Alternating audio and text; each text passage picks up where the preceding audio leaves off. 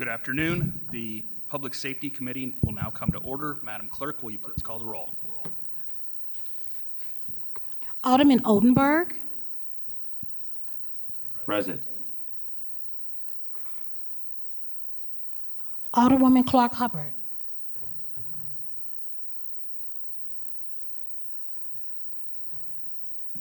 Alderwoman Keys, Here. Alderwoman Velasquez, Alderwoman Sanier, Alderman Aldrich, Chair Narayan, Here. Alderwoman Clark Hubbard, Alderwoman Sanier, Alderman Aldrich. We have 4 present. We have a quorum.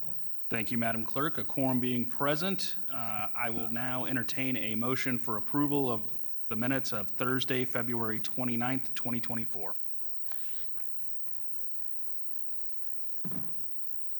So moved. Second. All right, there's been a motion and a second, so we can hopefully get over the most controversial thing and approve the minutes. Madam Clerk, could you please? Alderman Oldenburg, Aye. Alderwoman Clark Hubbard, Alderwoman Keys, Aye. Alderwoman Velasquez, Aye. Alderwoman Sanier, Alderman Aldrich, Chair Narayan, Aye. Alderwoman Clark Hubbard, Alderwoman Sanier, Alderman Aldrich. We have 4 aye votes. All right, with that, we have approved the minutes of Thursday, February 29th, 2024, and we are going to move to our first item for the day, which will be resolution number 125, introduced by Alderwoman Sharon Tyus. Alderwoman, please proceed.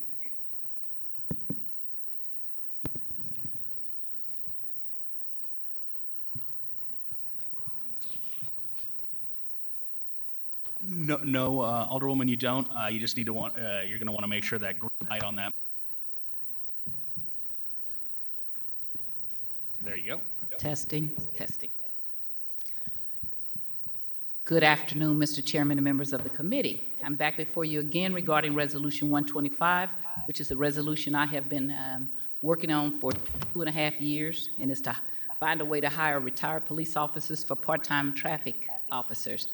It's traffic has become a critical situation in the city of St. Louis. It has always been in certain parts of the city. It's all across the city now. We all can give stories of people.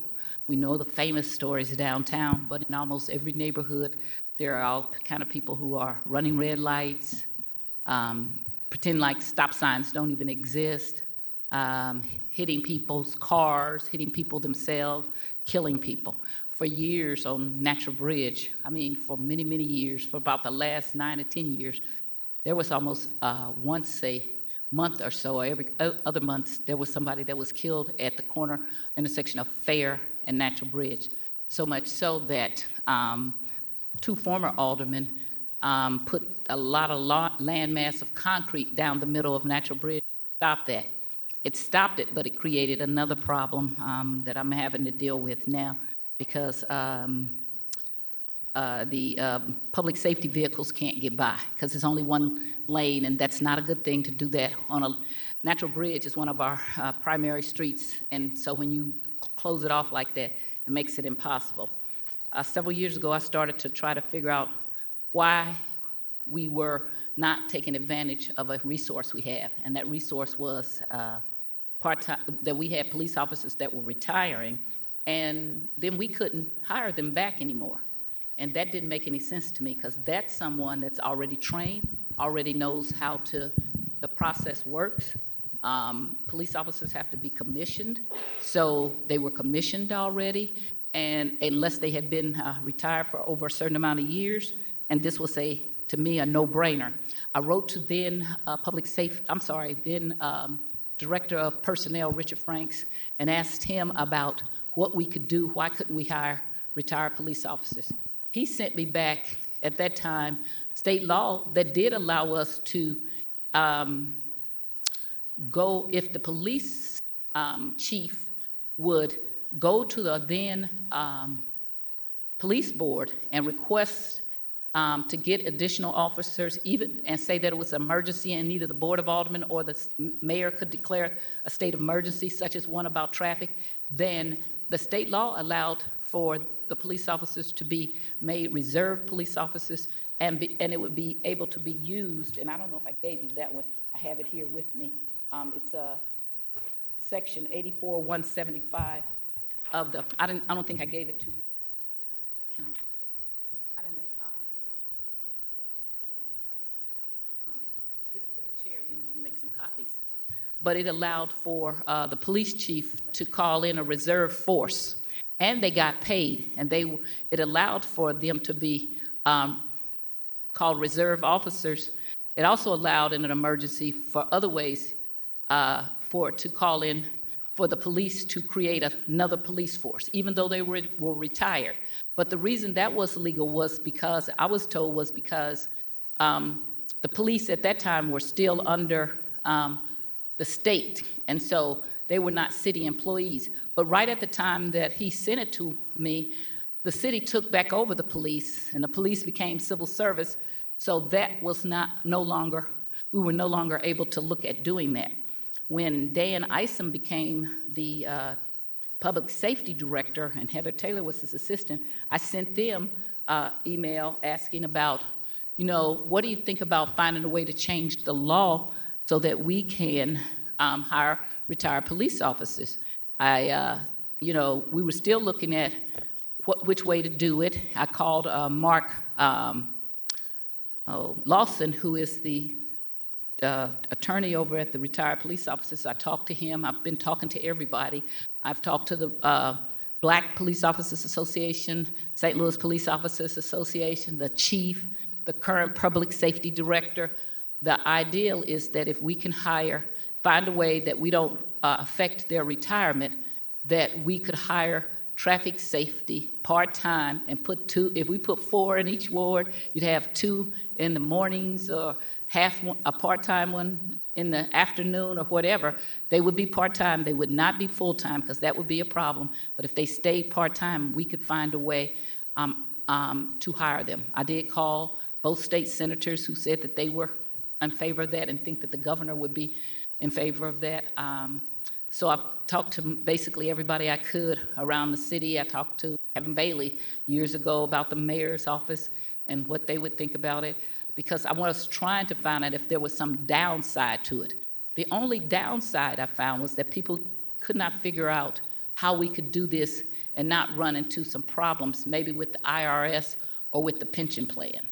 And so I'm continuing to work on this, and I'm sorry because I just got this information that actually yesterday and this morning. I found something, and I gave it to you. It's called Double Dipping by Retired Government Employees. And it was blue at the top. Now you got black and white copies, but it's in Ohio. So they already have this program in Ohio that they're doing the very same thing.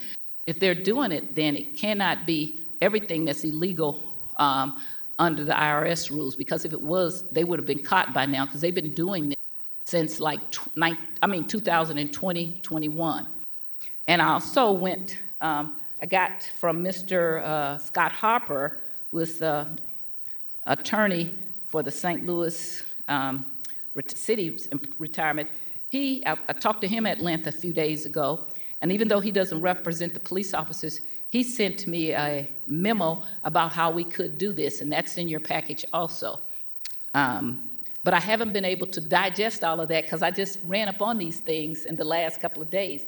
Because when you're doing research, sometimes you just run into dead ends, and that's what I kept running into up until these last couple of days. I want to tell you, being a police officer is a very important thing.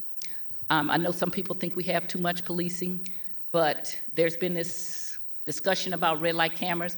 This was not brought in any kind of concernment with the red light cameras. I was here when they did the red light cameras before. I have my own thoughts about how they work or will not work. This was something I've been working on for a very long time. And it just so happened it's coming up now, so I'm getting these conversations about, well, how will this work with red light cameras? It was not meant to work with red light cameras. It was meant to find a way to put boots on the ground. When I was going through all the things I found out a lot about the police. I didn't know that they have a mandatory retirement age at 65. I found that out. I found out that the Supreme Court frowns deeply on having a mandatory retirement age. You have to show that it's something related to their jobs. So they have overturned a lot of mandatory retirement ages. Missouri, and I think Philadelphia, two of the few states that were able to keep their mandatory retirement age, because most of them wasn't. But as I said before, the thing that I found that I was most disheartened about until yesterday and today was that it seemed that we had run into a dead end about how we could get police officers and pay them part-time. Because if you will look, I also provided for you, Kansas City and several cities in our state have what's known as, here's this one that says personnel policy. They have what's known as reserved police officers, and they are volunteer. They're like the volunteer fire department, okay? And they're not paid, but they do all the things that police officers do, which I think is ridiculous that you would ask someone to work full-time, and then you can't pay them because of some kind of glitch in the law. I don't want to try to hire part-time or full-time police officers that don't get paid. I think it's a dangerous job, and sometimes even doing traffic stops can be a dangerous job. And so that was not a good idea to me. There are several, it's Kansas City, Springfield, Missouri, Joplin, Missouri. Then I found in the state law there's something called a reserve police officer. And 99% of the time they were unpaid positions. But there is a little kind of loophole perhaps that allows you to pay. And so I'm sorry I'm coming before the committee again because I thought I would have a definite answer. But since I received the double dipping by retired government employees, I did call the state of Ohio and talked to them about, because this was done by their legislative research aides, and I talked to them about how that was done and how it relates to if there's any problems with the IRS, anything like that. So I'm supposed to have a conversation with them later this afternoon, and they said they have another piece of research that I want to bring before the committee that would tell us how to avoid some of the pitfalls they had when they first did that. I also was very interested, if you read Mr. Harper, he let me know that he doesn't do this and that I should be talking to some other people, but he gave me several ideas of how we could get this done in his memo, and it would be done legal. But unfortunately, I had so many things this morning that I didn't get a chance to go through this. And so I didn't want to waste this committee's time. I wanted to come and say I've been working on this since I last was before this committee. And I did also provide you there. I talked to the Black Police Officers Association. They sent a letter that should be in there in support of. Oh, okay, right. That should be in support. I also talked to St. Louis Police Officers Association, the chair there.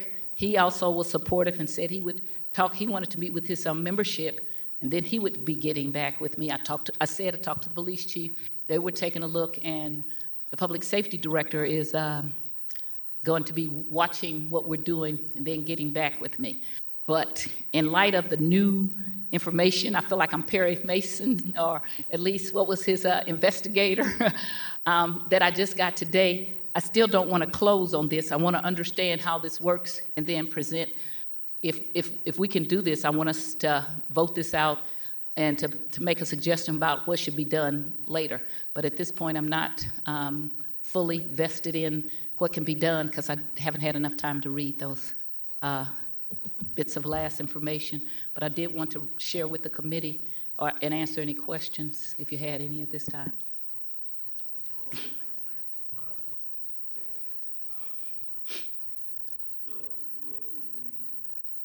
Turn my mic off rather than on. So yes, Alderwoman, I have a few questions for you. Would your goal here be to create an auxiliary or reserve police force here in the city then? I don't think we have to. I think that we can just hire people part-time, and that's what my goal is, to just hire them part-time. They would not get, and to keep them part-time, they can't work full-time hours. They won't accumulate benefits. That way, their pension is safe. They will have liability insurance. You do provide that. That's what I've been able to research from everybody else. But other than that, it would be just like your part-time job anyplace else. It would just be, you would be getting paid from a source that you used to get paid for, and you would be getting your pension from that same source. And that's what I want to make sure I understand, that Mr. Harper told me what should be done. And like I said, I haven't read that or sat down with it and digested it. And if I'm too far in the weeds here, just tell me No, that. go there. Do you see these people that we're hiring part-time as being independent contractors, or as coming on as employees of the police department again? Well, per performer, like we do forestry and everything else. So when you do per performer, it's people who've worked for the police, for forestry before, and now they're per performer. So I would see that they would work for the police department. Also, I do know there's another way. We have 2 employees that used to work for the police department that are currently over doing some things at the police department, which I don't want to kind of get into because I don't want them to be pulled out. But it seems that there might be another loophole in which you can hire them as civilian employees, not police employees, and send them over to do something. I was also encouraged by both unions that if you get this done, that they would like to see this go past just traffic, that they would like to see for non-critical positions, that it would be something that could be done, like watching the monitors or something like that. I'm kind of selfish right now. I want to address the traffic problem. Sure. No, I understand your desire to address the traffic issue, but no, that certainly is interesting to think about. I know one of the complaints that I'm sure we all get is, if a car is broken into or something like that, sometimes there's a delay in a response time because the officer is dealing with a more active situation, maybe. Right. And so this may be able to alleviate some of that if it to expand. Well, even so, one of the things they said, besides just writing traffic tickets, is if we could have them also address traffic accidents, because that takes a lot of time up for police officers. Absolutely. And I was open to that, just not any further. So then, if you could snap your fingers and make this so these individuals would maintain their post certification, do whatever continuing hours they need to do to stay current on Correct. that. Correct. And in fact, but there's a way that if it's over 10 years and been retired, you can get your certification back. There's just things you have to do. I really went into the weeds. I like know a lot about the police department now. Great. Well, no, I look forward to seeing the discussion continue. I know that you've been working on this, and it is completely distinct from red light cameras, because I think you were working at this certainly back at a time where it was very clear that red light cameras were ruled unconstitutional. But I think even maybe when they were still active, you had started the work on this. Because we were losing our police officers. And so I found some old emails that I sent. So doesn't have anything to do with whatever position you are on red light cameras. It has something to do with, we have been losing police officers for a time. I was of the ilk earlier that maybe we had too many. That's how you get to know more things as you see what has happened. I agree with a lot of the people who say we don't want everybody locked up. That's not what I want either. That's why I was a public defender. I still say that people who are like, close the workhouse, are wrong, and they did an incorrect analysis. The problem is we need to address the judges about how they're doing bail, and I'm going to bring a resolution for that, because I'll do the hard work and say things that people don't want to say, because if you're not doing bail properly, you're going to have a lot of people locked up. So I used to be we have plenty of police officers. No, we don't. So I was wrong. And so I'm sorry about that, and I want to address my error. All right. Well, that's all I have. I'm going to open it up to the rest of the committee. Alderman Oldenburg. Yes, thank you, Mr. Chair, and thank you, Alderwoman. I'm sorry, and I may have not heard you, and I apologize if that was the case. but you are actively engaged with the chief and/or upper management at the police department around this concept and idea, and they seem to be in favor or support of it.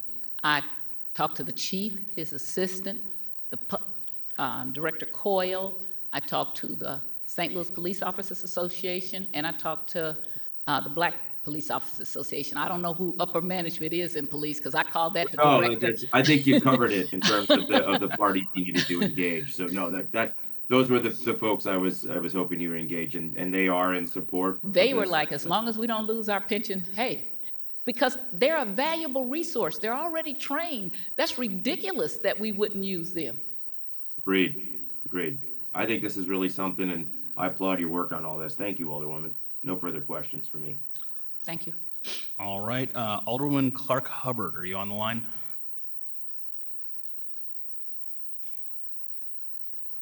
All right, we'll move on. Alderwoman Keys.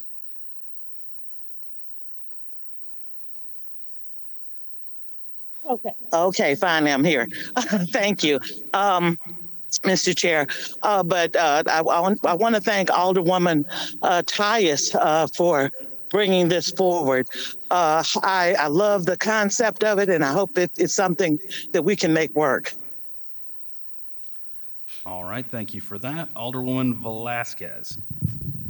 I have no questions, Alderwoman, but thank you for bringing this to us and on this idea, and Thank you. being able to both use, Right. help people that are here and want to work, but also find creative solutions to some of the things that we're facing.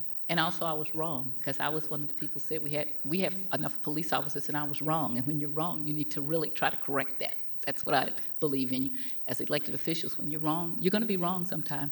What you do about it. Thank you. No further questions. All right, Alderwoman Saunier is not, okay. Her presence is here. Her stuff is here. Alderman Aldridge. Thank you, Mr. Chair, and thank you, Alderwoman, for bringing this forward. I know you've been kind of working on this for a while now. Could you, I guess, give a history, like when did you start on this? Has the board ever passed something similar, just for the history of people that are home watching? So when I was up the position, and because when I came back here, it was in 2013, I had started talking about it when I was still the 20th ward, but it just really didn't. We were pretty flush with police at that time, and so a lot of us were like, we have enough police. And I still don't disagree with the agenda about sometimes we had a lot of positions at the police in which they were not filled. It was the budget, and it was budgeted year after year. So I didn't disagree with taking that out of the budget and saying, we'll put it back in when you can fill it. But I really took some strong positions when I came back here in 2013 about the former mayor, which was Lyda Cruzen, saying we needed more. And I was the chair of public employees at that time. And so I was reaching out to Richard Franks, how many police, and he was the director of personnel. So in 2013, I really started working on this. It's just another way to address policing without not arresting people, just getting people to be safe. I will tell you, as a child, I was hit by a car with my mom holding my hand, and a drunk driver sat there, and when she said I could cross the street, he then sped up after he sat there for half an hour or more. And so I still remember that. And anybody who's in an accident, on Natural Bridge at Fair, lady went through the windshield and went into the car of the people that was speeding. And I watched this over and over. I dealt with when former Alderman Muhammad and Bosley, they were all putting these concrete medians because they were just trying to do something. I was working on it then. When the new mayor came in, as I said, she came in April of 2021. I sent the public safety director, I've known Dan Ison most of his life, and so I sent something to him saying, hey, we need to do this. What do you think about this? And he, like I said, he was enthusiastic about it, so was Heather. And when I came back, that was when the red lights were declared illegal. And by that time, and I had been not a supporter. I mean, I had been a supporter. I wasn't opposed to red lights. Still not opposed to them. I just think that they are a way to get revenue, and it will not actually stop people from speeding. So I really worked on how could we have some boots in the ground. And I always go back to something which probably was happened before you were born. They used to have a traffic stop up on Natural Bridge in Velda City. And in Velda City, they would stop you and you had to show your driver's license, that you had your registration and your insurance. And that was coming into the city on Natural Bridge right before you got to, Goodfellow. And I hated that. I started getting on the highway because I had all my stuff. I was like, why can't you just have a lane for the people who doing what they're supposed to, but they would make you sit in line. So that started me to think about, well, if I hated it that much and I was actually doing what I was supposed to, maybe we just had people stopped, not to harass them, just to slow them down, because you cannot get back a life once it's gone, you know. So if they were a little inconvenienced and they're doing all of this speeding, and that's when I really started working on the speed hump issue too. I've pretty much got speed humps on all my residential streets, but Kings Highway, Natural Bridge, West Florissant, Union, they fly like a bat out of hell. And we've had police officers being involved in accidents. We've had a young man on a scooter get killed because he came down the wrong way into the middle of Kings Highway. And so when we've had several of the police chiefs, including Hayden, I've always put, like, people just parked, and Kings Highway has the median, so you could park in between them. And when we have people there and they saw the police officers, you could see the slowing down of the traffic. I've never been a fan of the chase. When I was chair of public safety, I did not like the chase. Mokwa was the chief then, and he and I went rounds and rounds about when you chase people, you end up killing innocent people. So I was always of the position, don't chase them. But as we get into more technology, we're going to get license plate readers. We're going to get some things that will keep you from having to chase people. But just to me, and maybe it's my generation, seeing a police officer sitting there in between on the streets, that makes most people want to slow down, and they don't necessarily want to just speed through the traffic lights. I was at Kings Highway in Lindell the other day, and somebody just came behind me, and boom. And that's been a very dangerous intersection over time. So mine has been probably really seriously going on since 2013. Wow.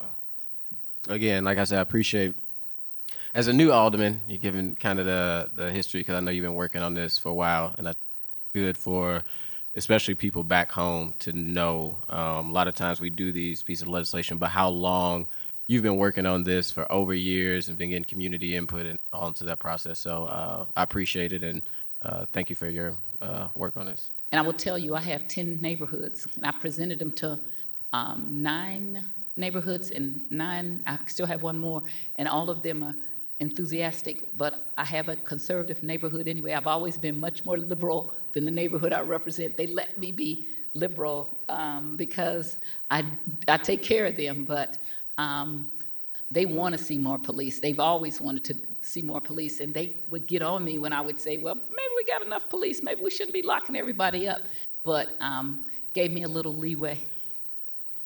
Well, I know me and Alderwoman Spencer's working on a town hall and the other one, so I'll make sure as those kind of come online that I touch base with you so people can, you can come and educate them on this. I will. I think it's a good compromise. For those who want red light cameras, I think we have to keep some data, and you'll find out it's going to be much more of gathering funds and raising funds than actually stopping the action. We let it go on too long in the city of St. Louis. So to me, we just got to let them know. Because there are some people that do it that I don't think that would run red lights or would speed through traffic signals and things if they knew that there was going to be somebody sitting there right there. It's kind of like a game, and they don't take it serious anymore because we haven't had enough presence. And I never thought I would be saying this, that we don't have enough police presence in the community. Thank you, Alderwoman. Appreciate it. All right, I'm going to go back to Alderwoman Saunier, just as you had stepped away. Do you have any questions for the Alderwoman? Thank you for being here, Alderwoman Tyus. I don't really have any questions. I really appreciate all of the emails, all of the shares of communication, all of the very thorough means of working out to folks. It looks like should we get to a point where we're talking about implementation, you've already got the plan, ready to go. And so I appreciate it. And I think it's important that you bring this forward, because I think that, I think sometimes we conflate conversations that are not conflated. I think that the argument about how can we fill vacancies that are in our budget is separate from a different conversation we're going to have today about having oversight for them. Nothing against having them, want them. They're here, they're already funded. So I think you bringing this forward, and I kind of have seen some of your stances on both issues, just shows the nuances of positions that we can have and the ability to see things from a wider perspective. So just thank you for being thorough in your research and sharing all of this with me. And I just look forward to seeing the conversation progress. I want to say that, Terry and I have been working on these different issues for 30-something years. I voted for the first thing that we did back in 91, but then I always felt like that we were not going far enough. We didn't have subpoena power. We didn't, until we get to an independent commission that's not appointed by the mayor. I know mayors don't like to hear this, and I don't care if I was the mayor, I would say the same thing. When you have people appointed by people, then they will only appoint people who are only going to go so far most of the time, and then they're shocked when people don't agree with them. The point of these people on these commissions is not to agree with Sharon Tyus or the mayor or anybody. It is to do a thorough investigation, try to resolve some of these problems that are going on at the Justice Center. And I was the chair of public safety, and I will tell you again, we did not build the Justice Center for long-term for people to be long-term locked up. It was built for the people who lived out, federal employees, federal prisoners, which nobody wants to talk about, and also for people who had to come in from, if they were over a year, they were in mid-state Missouri, it let them come in early, and you didn't have the judges and the public defenders and the prosecutors sitting around. The workhouse was where, as a public defender, I can tell you, they asked to go to the workhouse because they can go outside, they can do exercise. None of that stuff was put in the Criminal Justice Center because it was not anticipated. And people don't like to hear that from the other side, but I was there. And it's a lot more people. Durker knows it. Former Judge Jack Garvey knows it. We were all in, years ago in the 80s, we were in the courtroom talking about why we needed something downtown, and that's when we had the downtown police station down here, but it was not adequate. I never want anybody locked up that shouldn't be. I've always been that advocate. I went and got my own tenant out of jail when they were unfairly holding him and made them give him a bail hearing. And this is why I'm adamant about if we clean up the bail. And when I come back, I'm going to introduce the thing to ask them to give us some statistics about how often they roll over the bail and continue it. And when you start seeing these numbers, and I tell you again, the 22nd Judicial Circuit got in trouble for not doing bail correctly from the Supreme Court. So if we don't ask the hard questions of people, then we'll get incorrect answers. Thank you, Alderwoman Tyus. No further comments or questions. All right. President Green, do you have any questions? Not used to calling on you in this committee. We do have Alderwoman Clark Hubbard. Oh, I apologize for that. Alderwoman Clark Hubbard. No apology needed. I was having some connectivity issues and wasn't on at first, was back on, but I'm glad to be on now. Hope you all can hear me. I want to thank Alderwoman Tyus for bringing this tool to the toolbox. I just had one question that came up during her presentation. Alderwoman Tyus, do you envision these officers being armed? Oh, yes, they would have, because they're commissioned officers, and to be a commissioned officer, you have the right to carry. So they will be, as long as they haven't been retired for 10 years, they'll have all the responsibilities of a police officer. Right. They will just be part-time. And as I said before, selfishly, I just want them to do traffic right now. We have such a problem with traffic that if we could each get 4 in our own wards or whatever, that would be a great start to just people seeing them on the major streets, because I know a lot of us have done speed humps, and it does help a lot, but it doesn't do anything for the major or some of the secondary streets. So they would be armed. Thank you so much. All right. I know that you had indicated that you're not looking to close today. So But next time, when I come back here, I'm going to have answers, okay? Okay. I'm moving it further along each time. Absolutely. The hard issue is I want you. Absolutely. And Major, while you're here, would you like to add anything to the commentary on this one?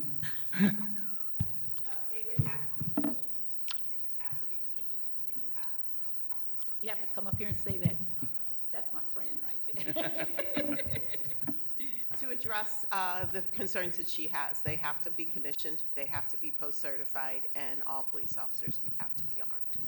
Understood. Do that. Could you please state who you are? I'm sorry. Major Janice Boxstruck. Thank you, Major. Thank you. I will be back here when we come back in session Bless you, with bless you. answers. Thank you very much. I Thank you, appreciate Alderwoman. your time. All right. So at this point, we will take up the item number 2 on the committee discussion, the police use of SUVs. Major, if you could come back up. All right, Major, and I know that you and I had spoken briefly regarding this. I know that just the community and with many of us aldermen, we've been hearing questions from our constituencies about the use of SUVs as opposed to sedans for policing, and then questions about what happens, what the protocol is for what happens next, basically after any accident. And was hoping that you could shed some light on that. Okay, do you have a specific question or just? Well, so I guess first, do you or does SLMPD have data on whether or not we've actually seen an increase in accidents with with more Tahoes on the street as opposed to the sedans that SLMPD was patrolling with previously? So in my position, I have access to data back to about 2016 that I personally have knowledge of. And we have always ranged from 100 to 150 auto accidents a year, fluctuating up and down since 2016. So we are at that same number in the last 3 to 8 years. Okay. And just anecdotally speaking, even, is there a feeling in the department amongst the rank and file on, are the SUVs more difficult to drive in the way that you need to drive as a police officer? I know that you have a computer, you have a radio, you don't always know where you're going. It's not the typical grocery go-getting that I do in my car. So yes, I'll expound on that a little bit. SUVs have been nationally recognized as the optimum vehicle for policing. You know, you have to be able to fit up to 2 officers in a vehicle, their equipment, and any offender that you might have to transport. So an SUV nationally is the type of vehicle that policing are using in the enforcement area of policing. Now, of course, if you have an admin job, you could be driving a sedan, but enforcement has always been SUVs. Not only that, they have to be able to travel over different terrain, inclement weather. When there's ice and feet of snow on the ground, the police still have to be able to respond. So an SUV considered standard nationally as the type of vehicle that is optimal for policing. So I do know that. When it comes to driving, yes, just like anything, the longer you operate that, the better you're and more proficient you become. So I don't see that it's increased just because of the SUVs. It is a different type of driving, as you said. So policemen are responsible for a lot, and it's a very different type of driving than the average citizen. The citizen knows I'm going from point A to B, and they're concentrating solely, or hopefully concentrating solely on their driving, correct? Police officers are responsible for obtaining a lot of information, digesting that information and their environment while they're driving. So they will be giving updates on the type of call they're going to. They may be getting information from a GPS on how to get there, because of course we can't expect them to know every location within the city and the optimal way to get there.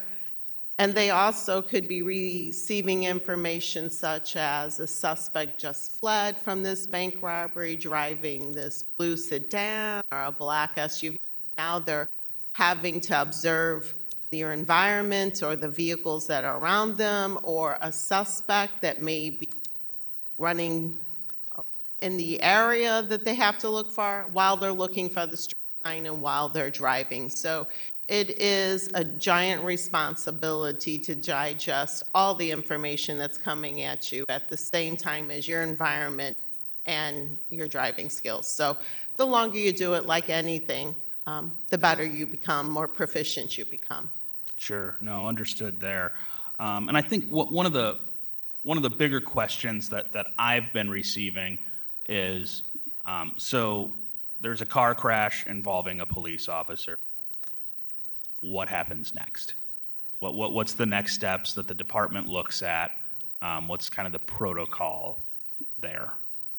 Okay, so there is a protocol. Like any auto accident, whether it's a department employee, a city employee, or a civilian, an officer responds and writes that auto accident. So there will be an auto accident that is prepared. The difference between police officers and maybe a citizen is that there's an oversight board. So if a citizen's involved in an accident because someone suddenly stopped in front of them, or their child in the rear seat distracted them, or they dropped something, or they heard a loud noise, they're involved in an auto accident. Their only responsibility is insurance, and then that's the end of the process. For us, we take our driving and our responsibilities very seriously as a city and as a police agency, so we have a review board. It's called the Department Accident Review Board.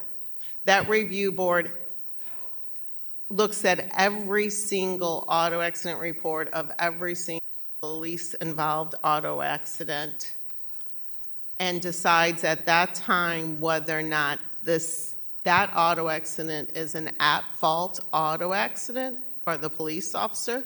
So if it is, say he reversed, or she, I should say he or she, reversed into a pole that may have been in their blind spot, that could be an at-fault auto accident.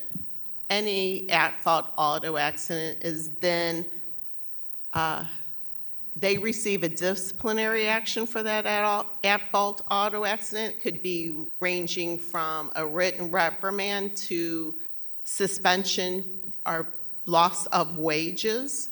And then every single auto accident, an at-fault auto accident, they are also sent to driver's training and re-instruction. So that's for every single one of them. It's more than most agencies do, and we take that very seriously. And who comprises that review board?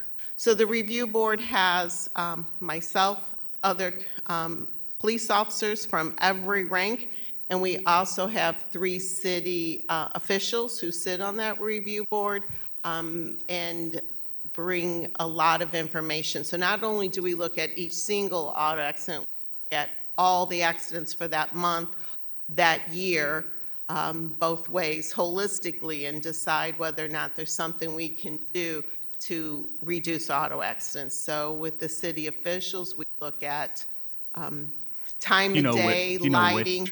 Do you know which city officials those are? I do not have their names on me right now, but it's a city attorney, it's someone with workman's comp. So there's many people that are there that are looking at it holistically to try to reduce the numbers. So it's they can send a person from city legal division, city workman's comp division.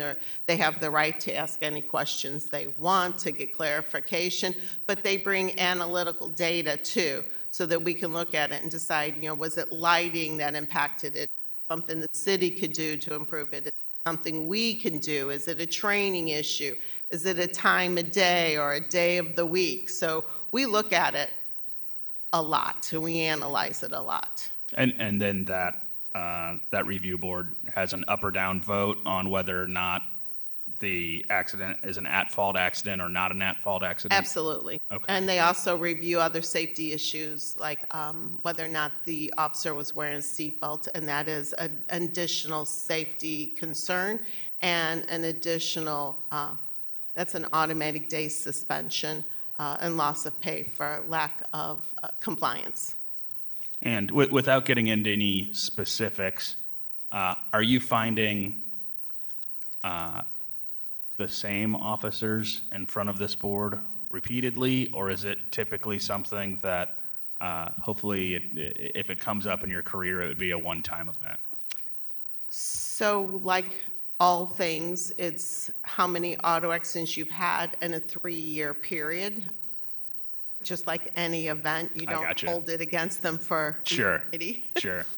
And very seldom is it repeat offenders. As you repeat, the discipline becomes more progressive. And it could be, the normal is 0, none. You go from no auto accidents for the majority of police officers to 1 to 2 in a 3-year period. Very seldom do we see anybody that has 3+ auto accidents in a 3-year period. And that would be substantial loss of pay. And so this board reviews any time that there's any real damage to just any police car, or is it specifically when you hit another car? I'm just trying to think. There's, in my mind, there's a clear difference. And I was involved in some sort of vehicle pursuit, and smashed my car into something. Then. You get an at-fault auto accident for backing into a low yellow post on a parking lot. That could be considered an at-fault auto accident, and you would receive discipline for that too. We look at all accidents because we want you to be more aware, cognizant of your responsibility in driving. Okay. Well, thank you. And I'm going to open it up to the committee at this point. Let's see. Alderman Oldenburg, if you're still on the line, do you have any questions?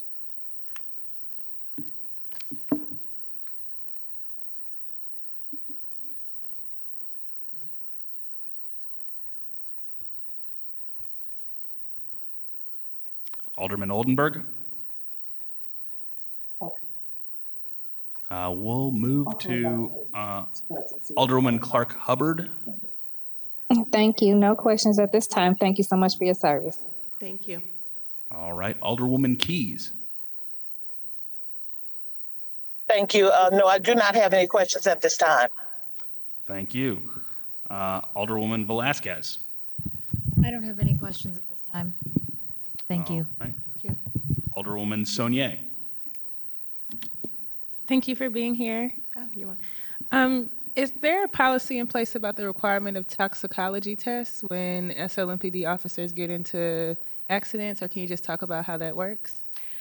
So yes, there is a city admin regulation 120B that does not cover just police officers. It covers all city employees, and we adhere to that city admin regulation. So there is no direct policy regarding just auto accidents. There is a general city admin regulation. I do know that the administration, city administration has been looking at that. To change that administration would take a lot. You would have to require review. It would require all city employees to follow the same admin regulation, and you would have to have discussions with Department of Personnel and union. And just to jump in here, Major, if I may, the administration had wanted an individual to be here today to address some of that, and that person couldn't be here today. But one of the things that they wanted me to point out, should that come up, is that's part of an ongoing labor negotiation. And so the administration is looking to address that particular issue, but it's part of, like I said, part of an ongoing labor issue because there's a few different standards throughout the city, and they're trying to, I think, unify that standard. I know we're talking about changes, but I'm just curious, how does it work right now? I know you said there's a city administration board, just to introduce We myself. do not mandatory test at every auto accident. No, that does not occur. That is not part of the city admin 120B. And who makes the decision of whether or not there's a test or not? The admin regulation 120B. We would have to have additional probable cause based on state law. So, Sorry, I think this is helpful too because I'm a little newer, so the jargon is newer. I'm just not sure. So- The so admin, just, is there's that an the admin mayor? regulation that just says when we can test and not test, correct? So that does not cover auto accidents currently. That would require a change of policy, and if the policy was changed, we would then follow it.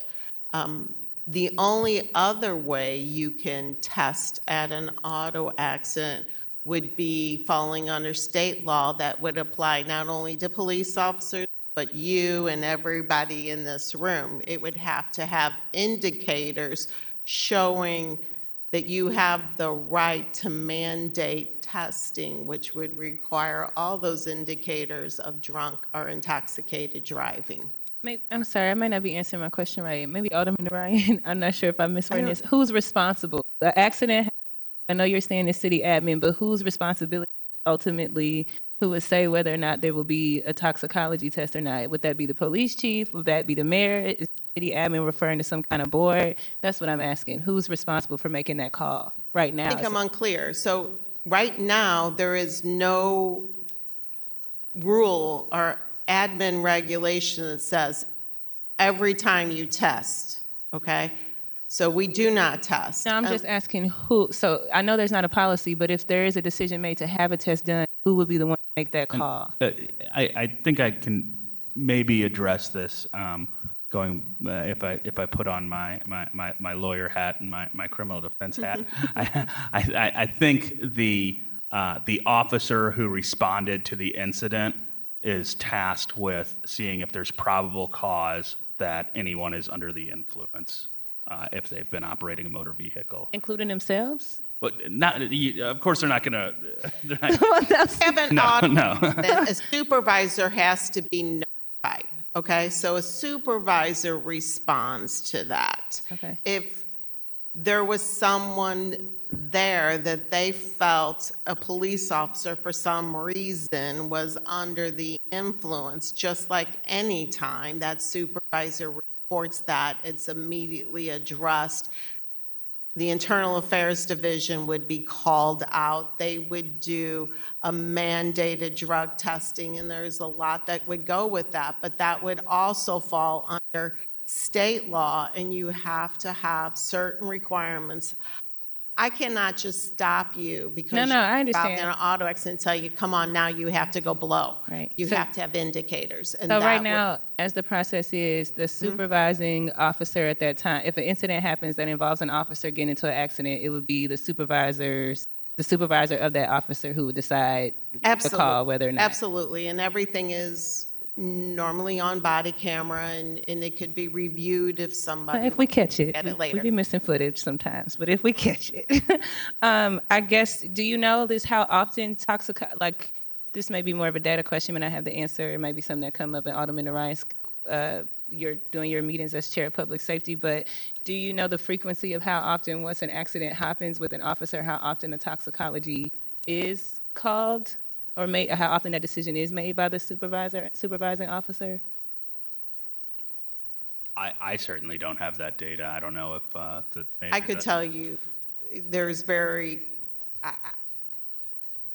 it would be in a very big exception instead of a rule. You would actually have to have indicators, smell, looks in their eyes, smell of alcohol on their breath. You would have to have a lot of things, and that does not happen often. Yes, understood. I guess, is that private information? If a toxicology test is called on by the supervisor and is given, is that information that's allowed to be shared with the public as far as letting them know, or is that private, like Those personnel? are personnel matters that fall under admin regulation 17, which is also governed by civil service rules. So we don't publicly release disciplinary action, just like any other job doesn't talk about internal personal matters. Well, thank you. I guess my other question, and I don't think this has been asked. I know there's been questions asked about kind of what Alderman Orion mentioned about the accidents happen. And I saw just kind of an interview where the mayor indicated that it was the cars, the Tahoes that were causing it. I'm just wondering, would you agree with that same stance that like it's the bigger vehicles, or like if there's an increase in accidents, would you agree that it's the vehicles, since that's the answer that we have to reference, or what might you say is responsible for that or helping cause that? There's a learning curve to driving that vehicle for anybody, and that can be considered. I'm not saying that's the reason, but as the force is younger, it does take people longer to learn to drive with all that responsibility, correct? So as we lose officers, age of our police officers that are doing enforcement in a district is younger, and they are still learning. So, and many of them may not have driven SUVs as a regular vehicle. So there is a difference in driving a sedan, an SUV, or a big rig, or a box truck, or anything else. So it's a learning curve. And as your force is younger, it's a bigger learning curve. But Chief Tracy has identified that outage. We were struggling with supply chain issues, vehicle purchases post-COVID because of the inability to purchase vehicles. So they were training in some older sedans. Now we are at a different point in the world, and we have designated, he has one there, so they will, at our training facility, they will be training in SUVs as their correctional training, which helps. And he's identified 2 more vehicles that he's going to move to that. So he has noticed that problem, that outage. Due to the world being in a better place, we are able to fix that problem, and we're hoping that that also helps with the training. Thank you. I just wanted to make sure it's clear for people to understand that, because I had this complaint to me before, that they don't get the training. They get the training in one type of vehicle, and then once they're on duty, then they start to drive the other, but they're not necessarily doing the training in the larger vehicles that they may be driving as officers. In the past, they weren't, because we couldn't get more SUVs. So the ones we had to put out in patrol. So we were using older sedans to train, so they got the general idea of how to deploy anti-lock brakes and other things, right? How to maneuver in different situations. Not realizing that, we did realize, but it was harder to find the vehicles that maneuvering in a different type of vehicle is different. So we have addressed that, and we will continue to address that. It was just, like I said, getting vehicles was very hard in the last 3 years. Thank you. Still have 10 that we ordered 2 years ago. We're still waiting on. Thank you. I would just put on record that I would support obviously negotiations are between the mayor and, unions and police force, but I would support the idea around just more responsibility around the toxicology. I just think it's interesting, if anybody's direct supervisor that you're working with every day is responsible for making that call, I could see why it might not be made as objectively. And I've definitely heard members of the community kind of ask questions about that, which are generally hard to have because it's personnel information, so you never know if there was calls. But I would definitely support policy conversations in the mayor's office and whoever's having those negotiations to talk about that and clarify it a bit more. And it would be for every city employee, because it would be the same thing if, another city employee is involved in a minor auto accident. Are we going to test? So we would have to know what that is as police officers to enforce it, because we can't enforce a city trash driver to forcibly take a drug test that violates state law unless there's a city admin about that. Yeah, I think it's always negotiations and conversations. Right. And I don't mean in It's- general, just, recently we've had some extreme examples. Like if you run through a bar, if there's some examples I'd like to see us address when clear things happen that like something major really went wrong, that toxicology reports and things of that nature should happen, not necessarily in general. But that concludes my question. Thank you.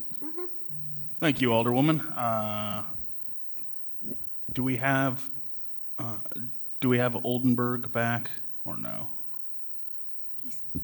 Yeah, I'm back, Mr. Chairman, and I have no questions. Thank you. All right, thank you.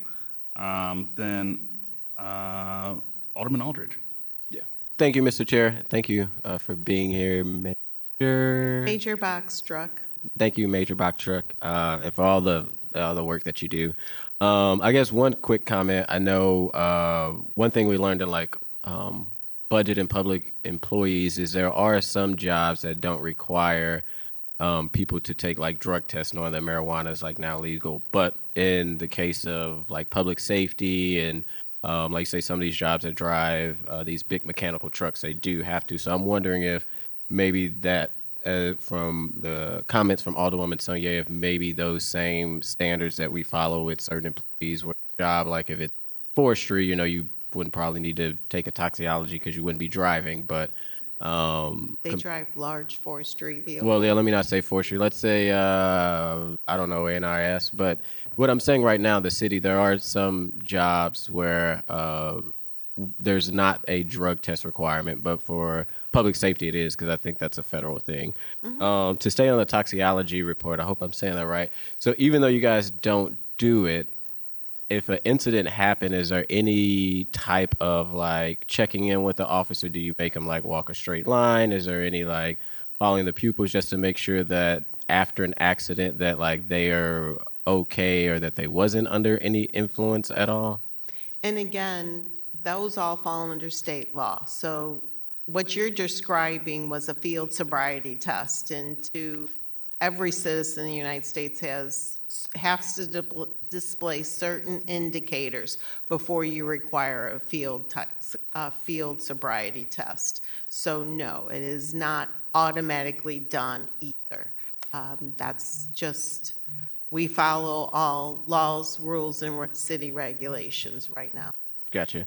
And to get with the SUV, so would you say we have more of a younger police force than probably 8 or 10 years ago?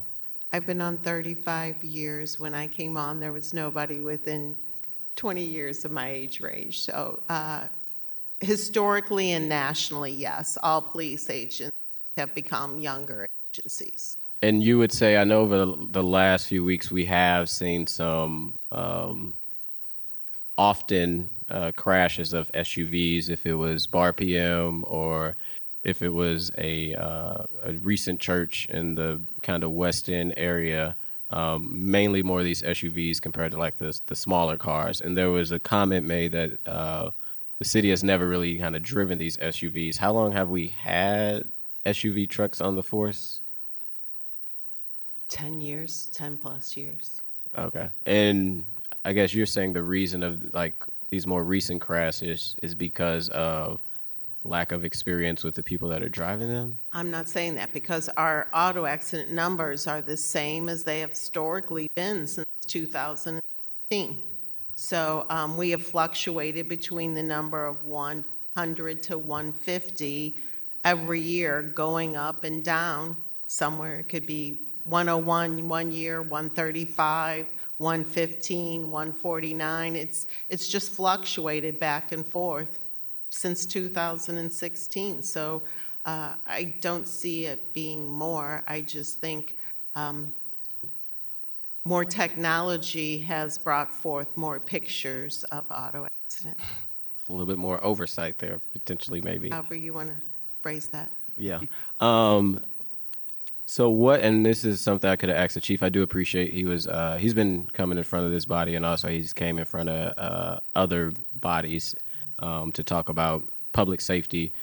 What is the department doing to try to ensure that we have less of those crashes? Are there like new trainings that are going to be happening, or is the department taking any proactive steps to try to Like I said, I think we take the proactive steps already. I mean, if you're looking from 2016 through to 2023 and the numbers really haven't moved, that's pretty much a steady rate of what it's going to be due to the type of service we provide, right? And these aren't just all those high-profile accidents that you're speaking of. They're also, I bumped into the pole at the Justice Center as I was backing up. So those numbers aren't reflective of us crashing with just other vehicles. It's everything. That's a totality of numbers. He has identified the one outage, which is the training with the SUVs due to the unavailability of them. We're making them available now. We do sit with the city legal division. We review everything from lighting, time of day of the week, everything that we can do to analyze, look at, and try to correct what could be wrong.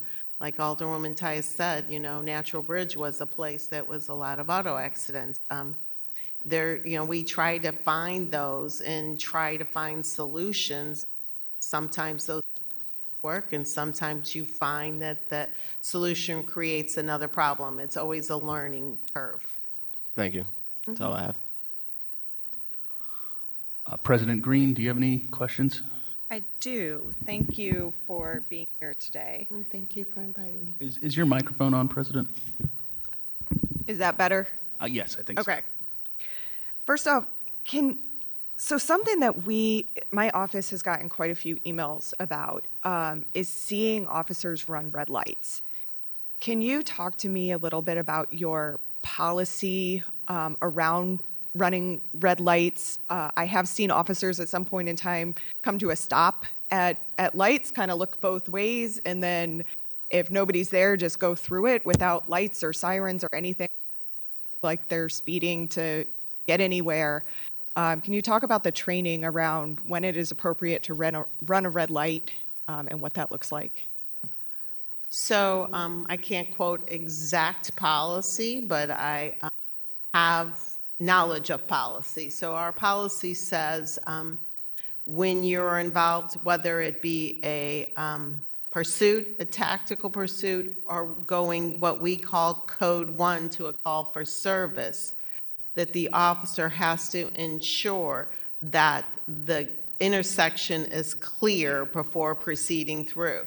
So if he comes to that intersection, I can tell you this, on a dartboard, if he comes to that intersection, he stops, and he just assumes the person going the other way is going to stop for him and through it, he would be found at fault because he has to absolutely sure that that intersection is clear and that the other person has come to a complete stop before proceeding through the intersection. So they are allowed because, of course, if it's a burglary in progress, a rape in progress, whatever it may be, or even if you're the assist trying to get there to help, we want you there as fast as possible, but we want you there as safe as possible. There's an old adage on the police department, if you can't get there, you can't help. So we should talk about that. So should lights or sirens be on at that point in time to notify other vehicles around them that they are planning on going through that red light? Yes, they should be. Okay. Because that is something that we've gotten quite a few emails about. And a lot of people feel like, they turn them on and go through the intersection, turn them off. It's because they're not trying to distract a lot of people too. Sometimes you don't, what we call come in on the quiet because you don't want, what is going on. So it all requires a lot, again, of processing of information.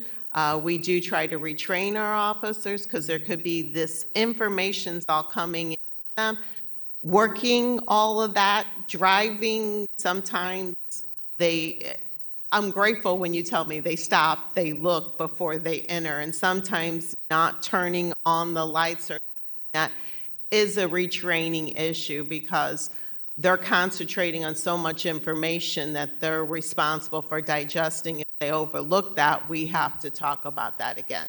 Right.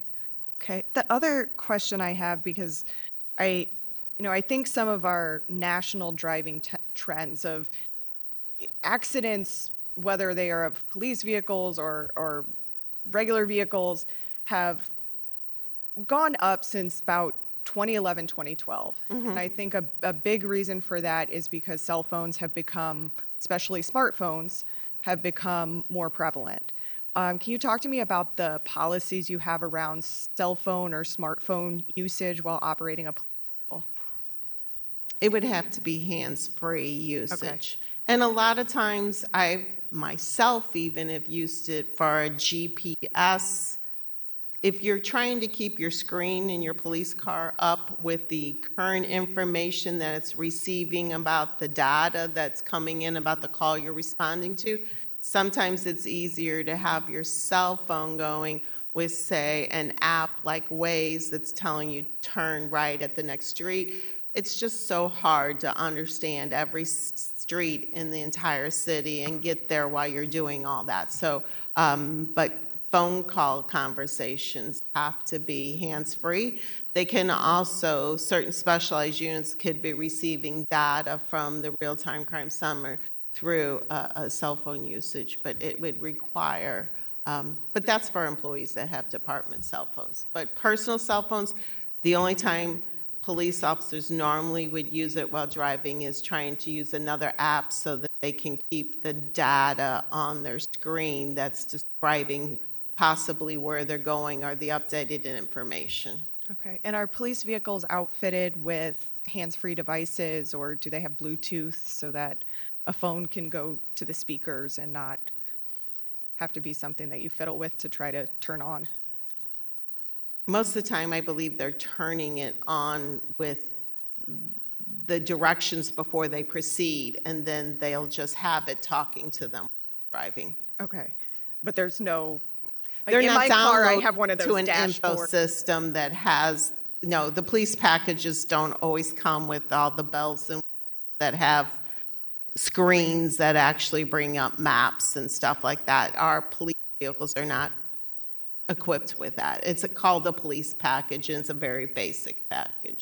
I'm not really talking about that. I have a thing that was $9.99. I put it in the Oh, a holder? a holder so that the phone is up there and I never have to actually touch it. That's a hands-free device so that the map is up there. I can see where I'm going without having to look down or anything. We do not supply we don't do that We right do now. not supply that currently. Okay.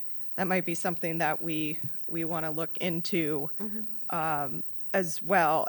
I guess the other question is, you brought up the computers a minute ago. So do officers often use the computer at the same time they're driving the car, or what are the kind of protocols around looking at what's on your screen there versus focusing on the road? There's not a written policy on how you do that. Like I said, policing is multitasking, and that's the requirement of the job. Receiving information, looking at the street sign, hearing the new information coming in, possibly looking down gangways for individuals or the cars that are coming at you. There is just so much, every circumstance would be different, so there is no absolute policy written, but the screen is always there, it's always open, and it's not like they're typing while they're driving.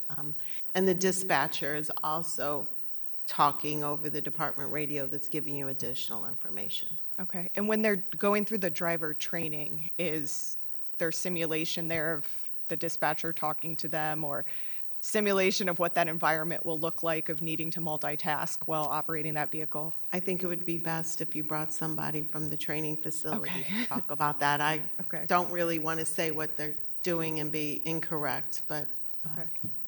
And then just a fun fact, the city got the Tahoes in 2008 for the first time. So we've had them 15, 16 years at this point. I know They were solely implemented in because a lot of people really liked them.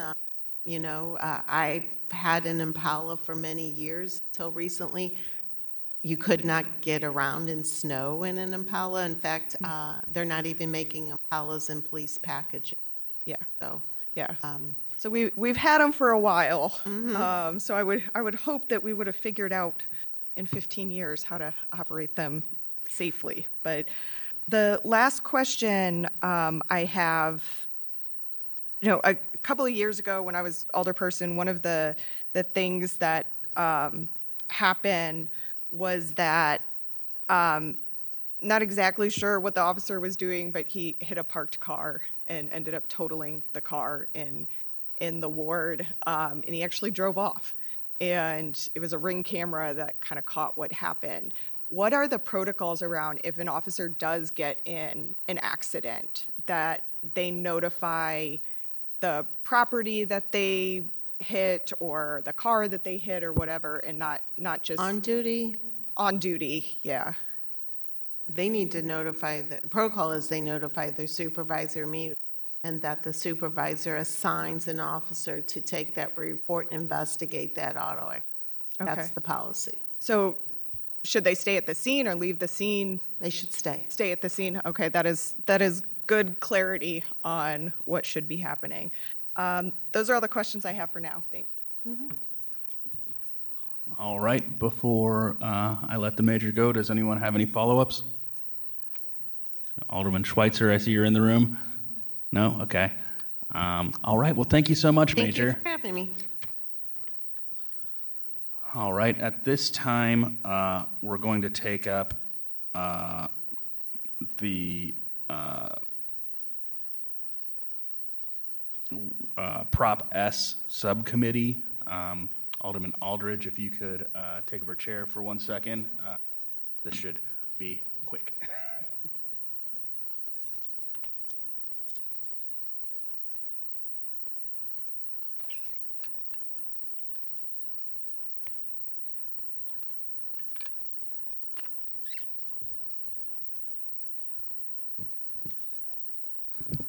All right, Alderman, or Chairman, as you're still the chair. Anytime you give me the, yeah, you are both. Give me the, I know, he didn't give me the gavel. Oh, yeah. I didn't want to give you like a hammer you could hit me with. I'll take a hammer. So yes, we are on item 1, the Youth Crime Prevention Prop S Committee. So Alderman, you may proceed, Chairman. Right, thank you. So each year, there's Prop S funds that we allocate to various community organizations to help prevent youth crime. The allocation of those funds involves a subcommittee. One of the things that we're trying to do this year is increase the transparency on how we make those decisions by having relying more on an expert to come in and let us know things that have been successful in the past, things that have been unsuccessful in the past. I've worked with Christine Ingracia from the President's Office on this, as well as Wilford Pickney. I'm sorry. Oh, and Alderwoman Sonia, yes. Not to leave out anyone, but we do need to create a subcommittee on this. My preference would be that anyone on public safety who would like to be a member of the subcommittee can be on it, and anyone who does not wish to be on it doesn't need to or can resign. So at this point, I would put a motion forward that the 7 individuals that comprise the Public Safety Committee are members, become members of a newly created subcommittee for Prop S. Second. All right, there was a second. Any discussion on the motion? I guess I'll start in seniority before we take a vote. Alderman Odenberg. No questions. All right, Alderwoman Clark Hubbard. No questions. All righty, Alderwoman Keys.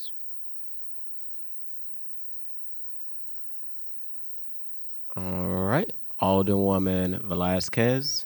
No questions. All right. Alderwoman Saunier. No questions. Alderman Aldrich, no questions. There's a motion in front of us. Have the discussion. All in favor, say aye. Aye. Any opposed? Motion carries. All right, thank you. The only other thing that we need to do is to do a chair and vice chair on this. I think just for the sake of expediency, we just leave things the same as the Public Safety Committee would be my recommendation here. That way, there's no lull in between calling meetings and things like that. It'll just be like any other public safety meeting. So at this point, I would move that I will be the chair of the subcommittee and Alderman Aldridge would be the vice chair of the subcommittee. All right. Motion was made. There is a second. Any discussion? Unless people have a hand raised, I won't go. Okay. Well, Alderwoman Velasquez. Discussion point. Just refresh me since it's been a while since we've talked about this. Are the applications are all in, or when's the deadline, or just a quick refresher on? So ultimately the end of this will be April 15th. So what we have to do is go over all of these applications. I don't believe that the application deadline is closed. I don't have that date in front of me. The president may be able to weigh in on that. Let me see. I had that. Yeah, when the applications are in. See if I can find it.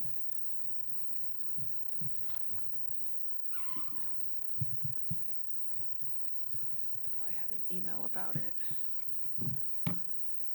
Give me a minute while I try to find that. Okay, if you have any other questions, That's it. we can move along to them, or happy to circle back when the president finds it. But I was just curious. Alderwoman Velasquez has asked a question, and the other committee members have a question. I have it. The president has it. Madam President. Thank you. All right, so the application opens March 7th, it closes April 15th, and then right after that, so when the new board comes in session, we will do a resolution, funding resolution through the board. So it'll be the beginning of next session. All right. There we have it. Any additional questions, Alderwoman Velasquez? So theoretically, we'd have to do this all over again Or sorry, in the next session. no, I read that wrong. April 15th is the last day of this session. So it has to be done by April 15th. Yes. Okay, So 16th is, got it. yeah, next day. Yes. That's it. All right. For some context. Thank you. Thanks for asking that, Alderwoman Velasquez, because that was going to be my question. I know we talked about this at the beginning of public safety, and it's been so long. So I guess we're going to have some a lot of meetings on this. So this would be outside of our, say if public safety has bills on Thursday of when we come back, how do you envision that working? Would the subcommittee also, because Historically, the subcommittee had met at the end of the public safety meetings or behind closed doors, frankly. One of the things that I would like to do is not have those meetings behind closed doors. I think there's serious concerns about that. And so my preference will be to have the and the reason for having the subcommittee comprise the same membership of the committee is that we'll just flow from committee meeting into subcommittee meeting, and anyone who has an interest in that can stay. It'll be no different to the viewer, other than we will move from public safety to the subcommittee for Prop S. Gotcha. And I echo, I think the more in public we can be about, the decisions we make here at the board is important. And yeah, no, I appreciate you tackling this, Alderman. Absolutely. And one of the things that I think we're going to be addressing because this has been this way since I have been at the board, is I hope to at least address the time frame here so that this is always something that comes up in the kind of dying days of the session, just with the way that the dates line up. And so we're going to be looking at changing the funding cycle of these to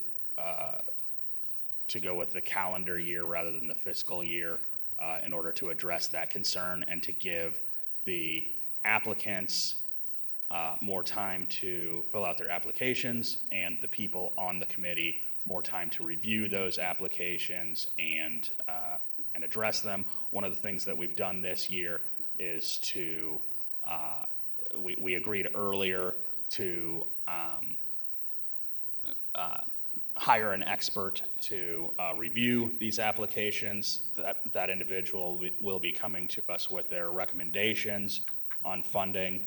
That way, my preference at least would be, and I believe the preference of this committee at the time the vote was taken, was to pretty overwhelmingly rely on the recommendations of that person. That way there's no concern that any individual is picking a pet project for funding. So my hope is in between having an expert that we can rely on and having these discussions in public where everyone can see us and watch us, that there's no concern that anyone's kind of pet project is being funded at the expense of maybe a program that may be better for the youth of the city of St. Louis. So with that, I think we've done everything that we need to today. So stay posted, and thank you. Thank you, Mr. Chair.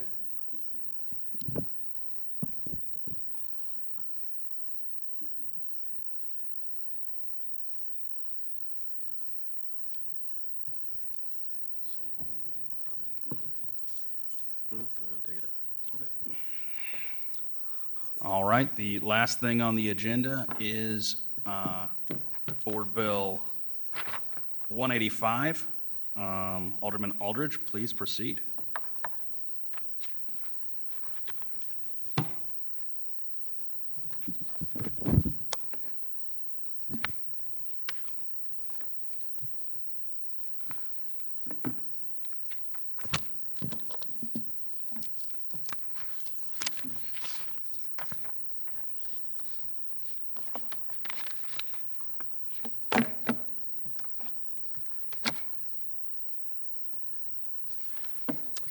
Alrighty, thank you, Mr. Chair, members of the committee. First, I would like to make a motion to adopt the committee substitute. So moved. Second. All right, there's been a motion and a second to put the newest iteration of the committee substitute in front of us. Madam Clerk, please call the roll. Alderman Odenberg, Oh, yeah, I realize that, but I was just trying to think. Aye. I don't know how that should be from our house to here. I'm afraid of Alderman Odenberg, Aye. Alderwoman Clark Hubbard, gonna be that night. Aye. Alderwoman Keys, Alderwoman Velazquez, Aye. Alderwoman Sanye, Aye. Alderman Aldred, Aye. Chair Narayan, Aye. Alderwoman Keys, President Green, Aye. I'm sorry, I'm having some technical issues. I'm sorry, I wasn't able to hear what we're voting on. we're voting on the committee sub to Board Bill 185.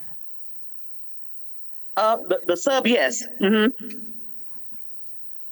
President Green, Aye. we have 8 aye votes. Alrighty, thank you. So in front of us, we have the committee sub to Board Bill 185. I think we had a pretty lengthy discussion on the oversight of technology. From that last meeting, I encouraged all my colleagues to, as I have been throughout the last few weeks working on it, please let me know what are some of the changes and what things we need to make in this piece of legislation to get it to a place, as we said on the kind of excise bill, something where everyone will be happy. But ultimately, we bring oversight when we do, when we're looking at technology. So a couple changes that I'll walk everybody through the process of the bill, some changes we made. So on page 1, it is a whereas clause. We added some findings from the 21st Century Task Force report that was done at the time under Barack Obama to really update and say how technology is helpful in the process when our law enforcement officers are using it, but it was not something that would hinder them. I know that was one of the concerns that came up, that due to a state statute, which is local control, would having input on technology be a hindrance to the ability for the police to be able to do their job. And it goes all the way into not just page 1, but it goes into page 2 as well, talking about some of the findings in that 21st Century report.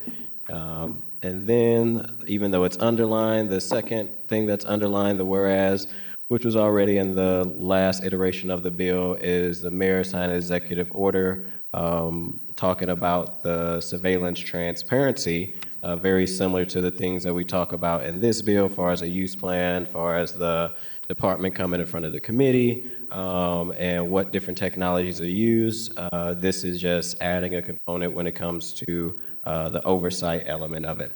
In section 1 of definitions, under new surveillance technology, we added a caveat in there that wanted to put some protections that any type of like database or new surveillance that the department use, if it requires any type of HIPAA or disease outbreak management, that this wouldn't necessarily affect them in that way.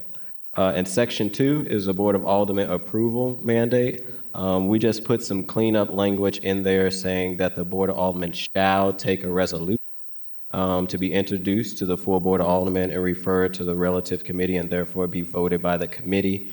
Again, just cleanup language. I know one of the questions Alderman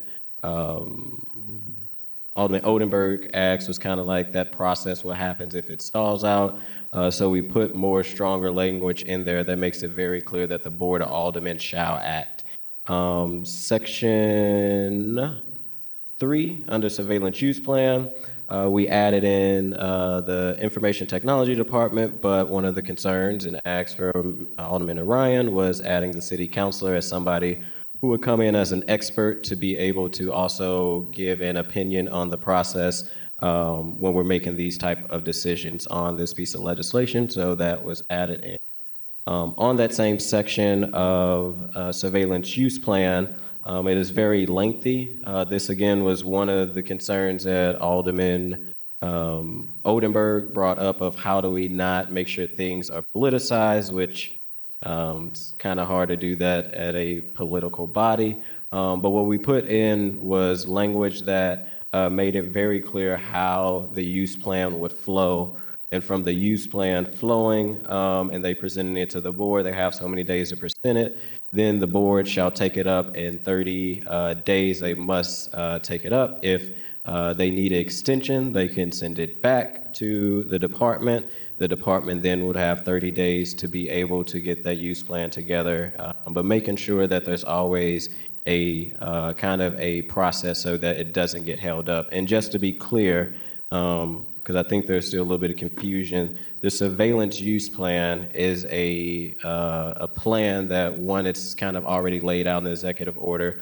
What it would allow is for the department to say what technologies they're using. So let's just say shot spotters or cameras, what technology they're using there, how they use cameras, where they're deployed, how much does it cost for those cameras, how they're collecting the data, how's that data being protected, how that data is also being retained, as well as a surveillance data sharing plan. So again, this is a build upon of what is already in the mayor's executive order with the different technologies that was laid out online, that she put online, saying what these different technologies that the department is using. On the other sections, we just have, again, more cleanup. A lot of the city entities capitalize that because that was capitalized in the definition. Under section 4, under pre-existing use plans that they would have to come in front of the board.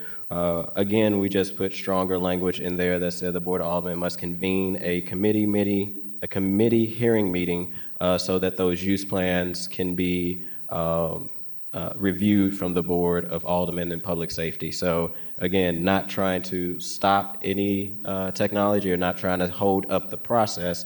So we wanted to make sure we put stronger language in there. And then I think one of the biggest changes in the spirit of trying to compromise and concerns from committee members is we removed Section 9. I know there was a lot of questions about conflicts of contracts and what happens if there's a contract and we would be holding it up or we vote to not approve it.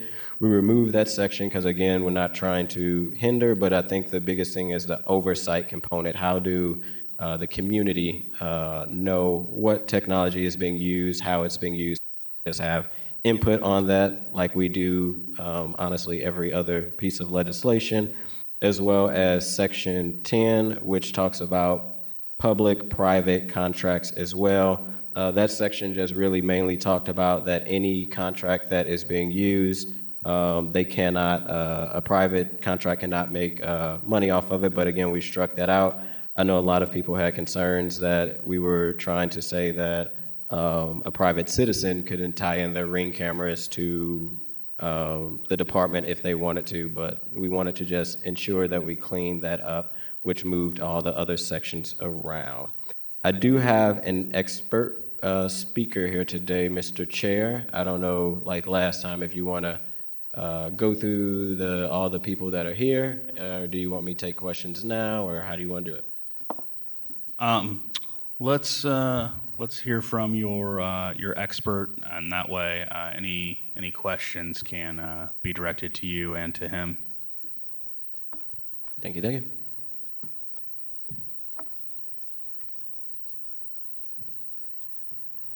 All right, sir, if you could state your name for the record.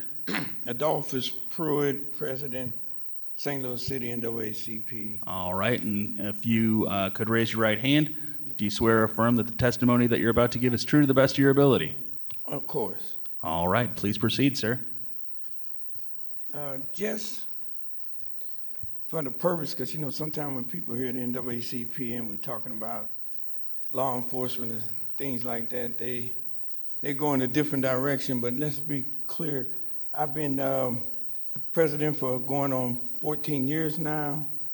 I have known and worked directly with every chief of police since Dan Isom, every director of public safety since Richard Gray, every prosecutor,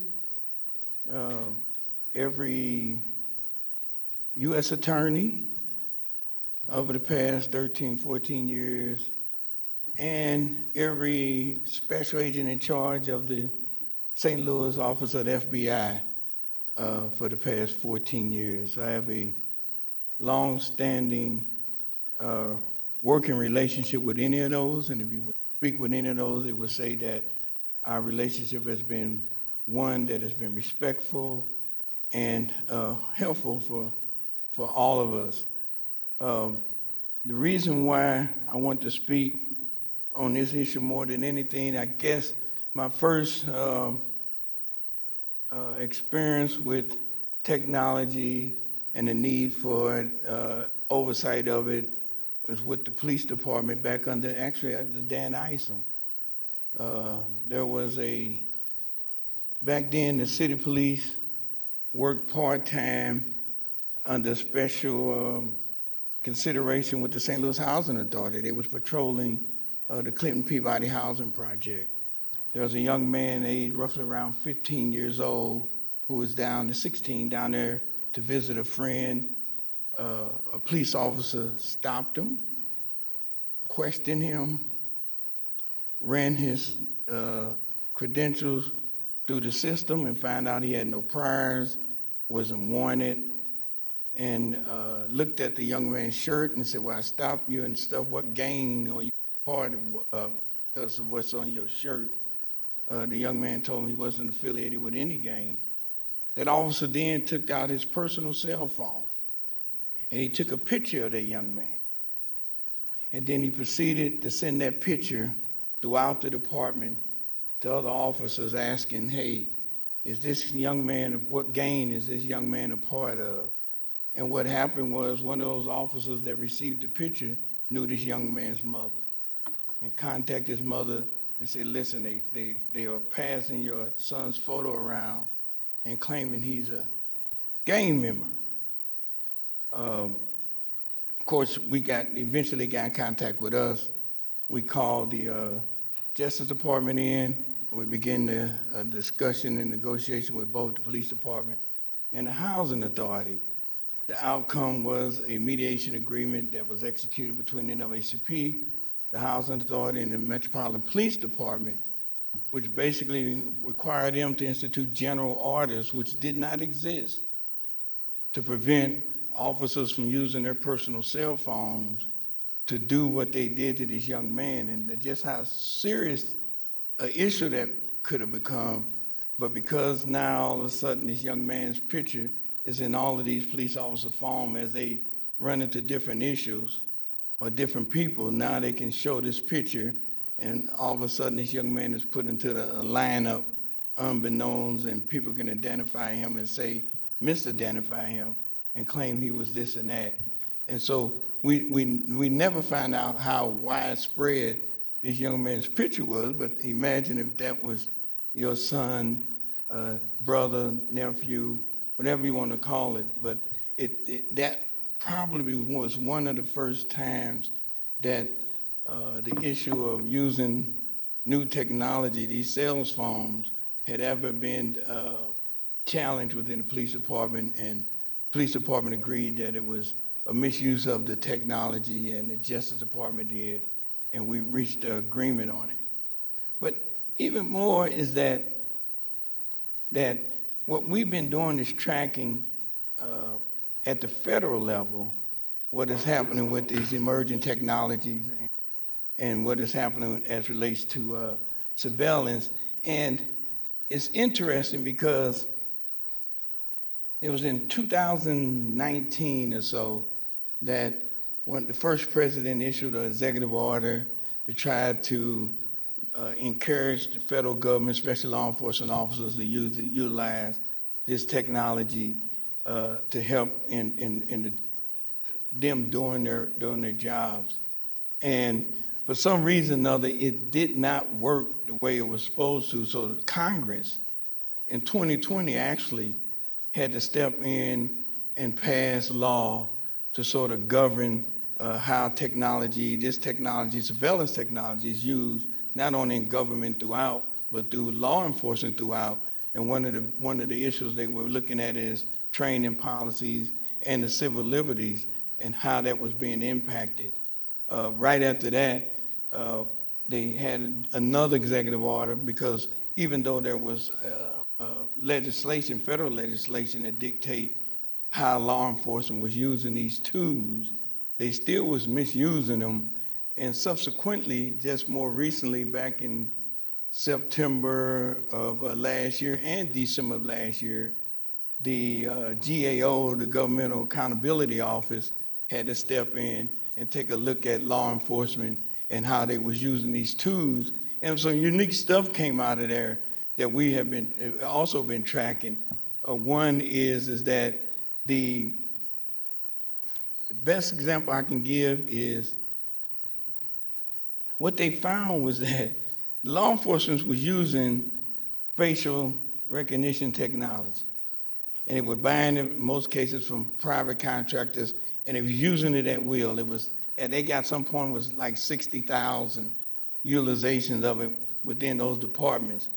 And what they found through this GAO report was two things that jumped out at us more than anything else. One was that all of the departments have failed to provide the proper training and the staff needed to use those tools in the right and proper way. And number two was that there was 30% of the time they used this facial recognition, they were getting false positives. It wasn't working. It was failing to such a degree that ATF, DEA, the Secret Service, the immigration enforcement agencies, they quit using the technology until they could get a better hold on it. But none of that would have happened without oversight from the Government Accountability Office. And then there was one other thing that jumped out that I think every African American female between 18 and 30 should be aware of, is that 90% of the false positives occur when these agencies use it. The demographic was African American females between ages of 18 and 30. African American females between ages of 18 and 30. False positives.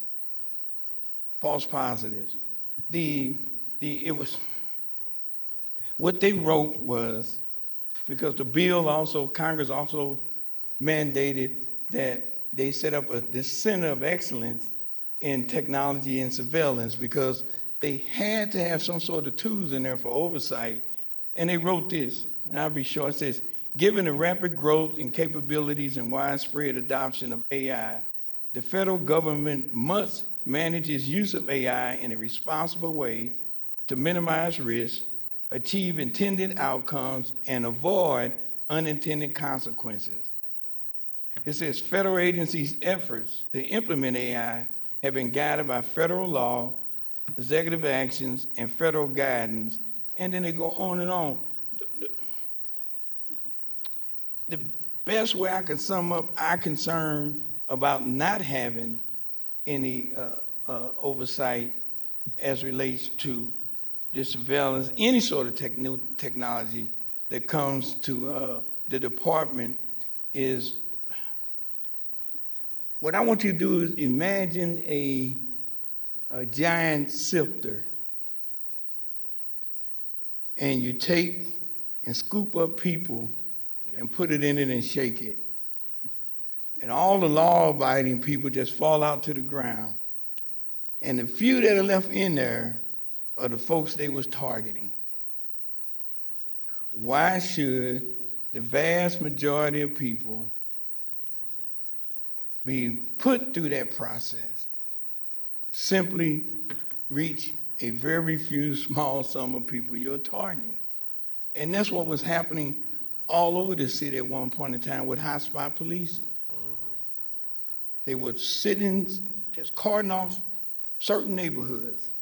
And anybody who drove through that neighborhood, they stopped you.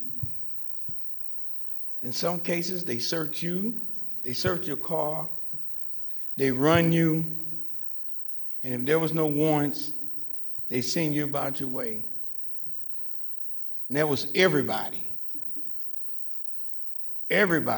who came to that particular spot, whether you were just driving past to get to another neighborhood, or whether you're going to visit somebody in the neighborhood.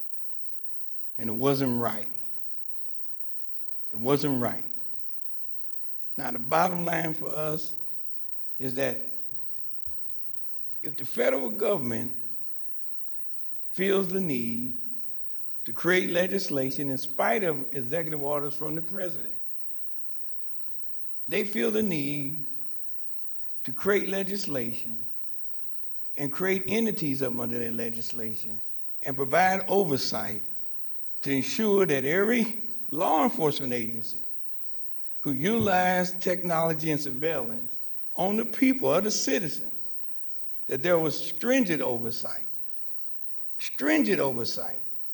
to, one, make sure it was used right, two, and at minimum, to look for unintended consequences, and three, let's be clear, at the speed this technology is transforming, what you give approval today for law enforcement to use could easily change and be expanded tomorrow. And without any oversight, something you approved to be used at a limited basis has now been expanded and being utilized by the department for a broader basis without any checks and balances. So all we say is that, hey, if the federal government feels the need to provide this type of oversight for this sort of technology, and to protect the citizens of the U.S. and have that oversight over federal law enforcement, I do not understand why it's so hard to believe and feel that at the local level, that we should not have the same sort of, expect the same sort of oversight and legislation be in place by local elected officials whom have governance of our police departments. I don't see the need, I don't see any rationale why it's so. I appreciate your time, and if anybody has any questions, I'd be glad to happen. And those GAO reports, anybody can pull them, but they're long-standing, they're there, and the issues are real. Thank you. Thank you, sir. Does anyone have any questions for Mr. Pruitt? Go ahead. Alderwoman from the 7th was first. First of all, Mr. Pruitt, thank you for coming before us today. I did see your letter that you sent. I enjoyed it, and just being someone who is younger and is aware of a lot of your work that has spanned over the course of decades, I want to make sure that I give you your flowers and thank you for everything you've done to, continue to fight for equity and for accountability and justice and staying in there.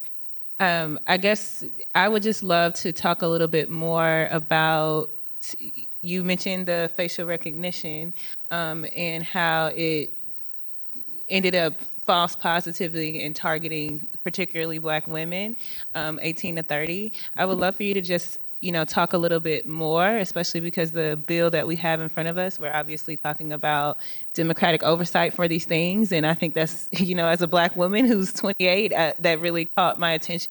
Reasons why I think this bill is important. So I would just love for you to talk a little bit more about like that or any other instances, since I do think this bill has a lot to do. It has the ability to capture a lot of racial inequity and injustices before it happens. Yeah, I think, there's a lot of research and there's been a lot of discussion about, especially when we talk about facial recognition. One of the biggest problems with it is that the people who write those programs don't look like me and you. And so it does not capture the essence. And some people say there's not enough images of African Americans in that database that is searched and sort of does this self-learning and things of that nature. Again, up until that Government Accountability Office started looking at how this stuff was being used, the fact that all those false positives exist and the agencies kept using it, it didn't come up. They just kept going with it. It was there. And then once the GAO got involved and was able to expose, and they had to go into their inventory. They had to report out. And they had to report out and say, we've used it this many times. This has been our false positives. And here's what that demographic looked like. Until they were forced to do all of that. Only then did they step back. And when the agency that guards the president, when the agency responsible for weapons, governance of weapons, ATF, when the agency that's responsible for drug enforcement, the DEA, when the agency that's responsible for immigration, when they stop using something until they can get a better handle on it, it means something. But that stopgap did not happen until the oversight kicked in. And that's when they discovered that, hey, if you're a Black female, 18 and 30, and they're using facial recognition, you may be more at risk than anybody else.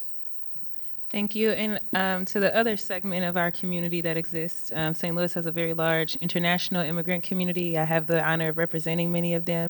Could you talk a little bit about like the immigration offices and how like the risk that some of our international community could be at if certain things are not caught and properly vetted? Same situation with everybody else. I didn't dig I'll be honest, we didn't dig as much into why they were having the issues, why the immigration decided not to use it. The reporters there, I just didn't dig that much into it, to be honest about it. But in most cases, people of color are people of color. And so whether it's a African-American woman between 18 and 30 or someone else, a person of color, whether it be from the West Indies or from Central America or wherever, I think they were just being subject to the same thing and had the same consequences. Another question I have, you mentioned working with all of those different previous public safety operating officials for the city, whether it was public safety directors or police chiefs. Do you think that all of them would have been opposed to this bill as well? Not, prior to local control, the decision would have been probably something from the Board of Police Commissioners, who most of them I knew up until it went away. And so, no, I don't think the Board of Police Commissioners would have been opposed to,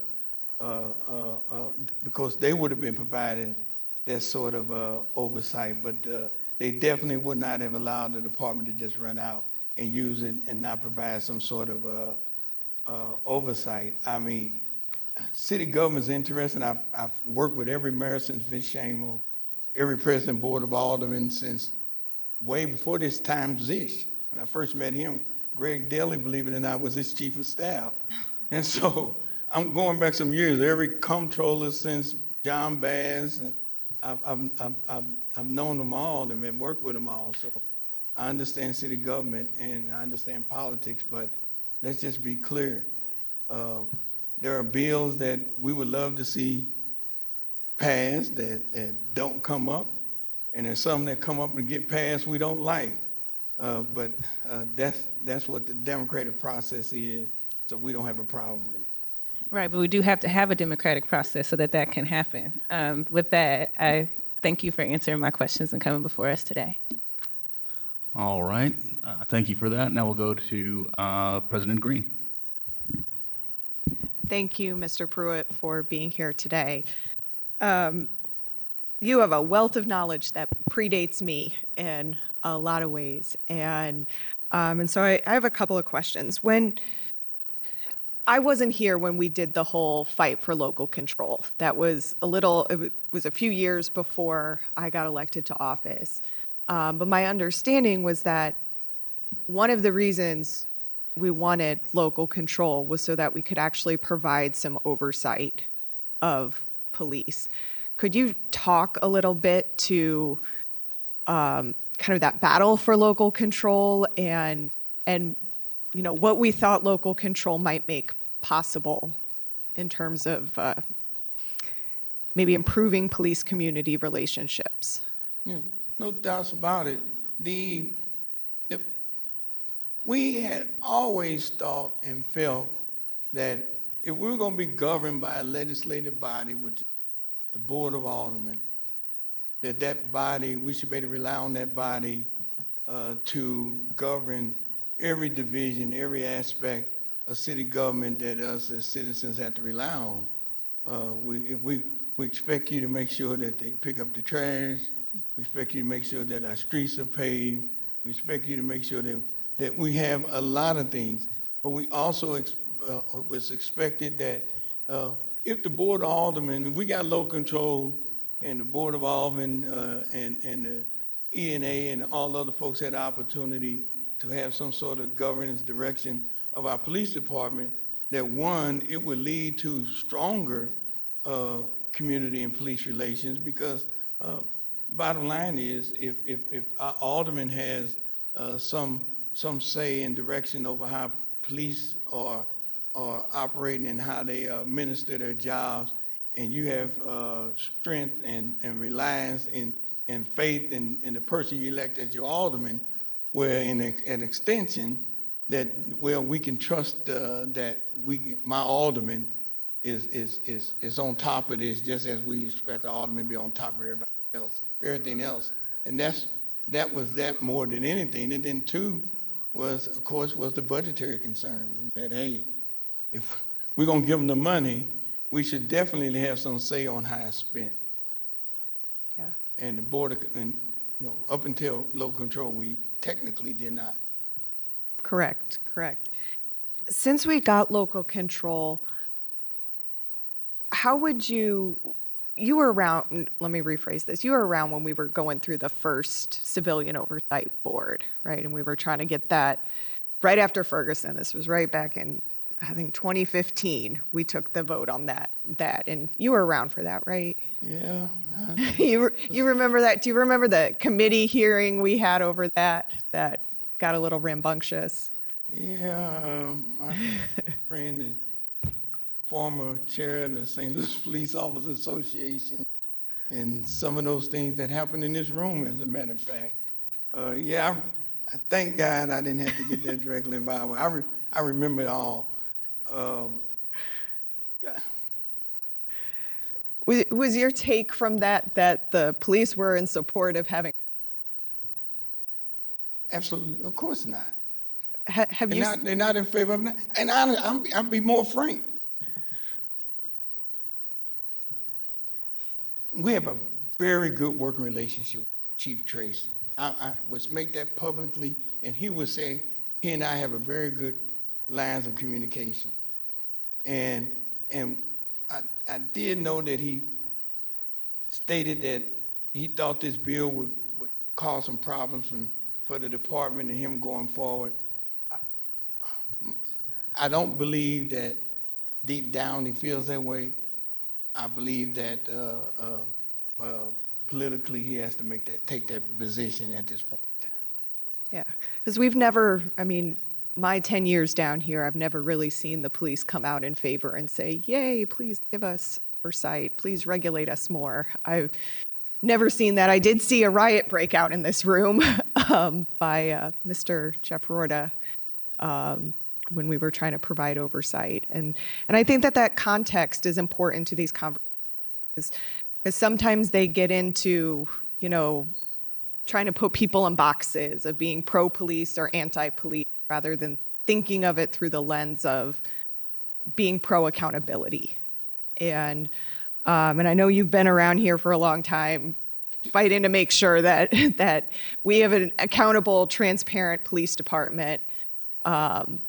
But I don't think in any way you would ever consider yourself anti-police because you believe in oversight. No, I wouldn't be anti. My estranged father was a member of the St. Louis Police Department back in the early 60s. My brother-in-law, Colonel Atkins Warren, rose to the top in the St. Louis Police Department, and at one point in time was in line to be the next chief, and it didn't happen. He left and became the first black police chief of Gainesville, Florida. So no, I'm not anti-police, but I am pro-professional policing and responsible policing, but I'm not anti-police by any means.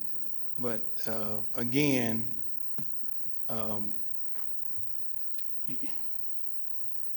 the technology and the things we're talking about is going to have more impact on the lives of people worldwide than any single thing that exists in the world today.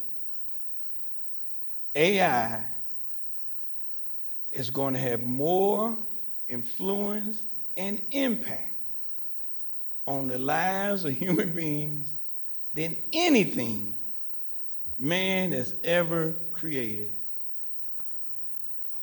And to have something that's going to have that sort of power and that sort of impact and not have some sort of oversight by a legislative body who's looking out for the citizens it represents makes no good sense.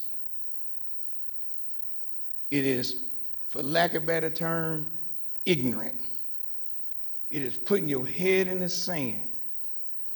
If you don't believe what the impact the AI is going to have going forward, the inventor of AI says he's afraid. And if he knew and saw how it is emerging now, he wouldn't have turned it loose. AI is COVID, but elect digitally. And you have to have oversight. We got to have it.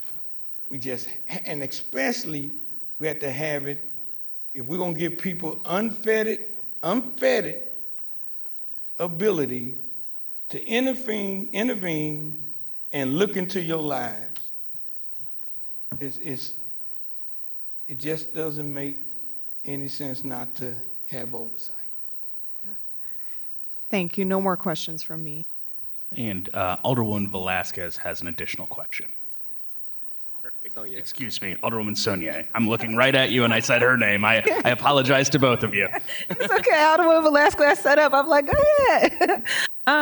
Your answers to some of her questions just gave me some additional questions. One of the things that has been said by the mayor's office is that this Board Bill 85 will impede police officers' ability to do their jobs. Can you talk about how you see, like, do you think that Board Bill 185 will impede police officers to doing their jobs? And just from my context, I think sometimes people say that accountability and oversight are handcuffs on police officers.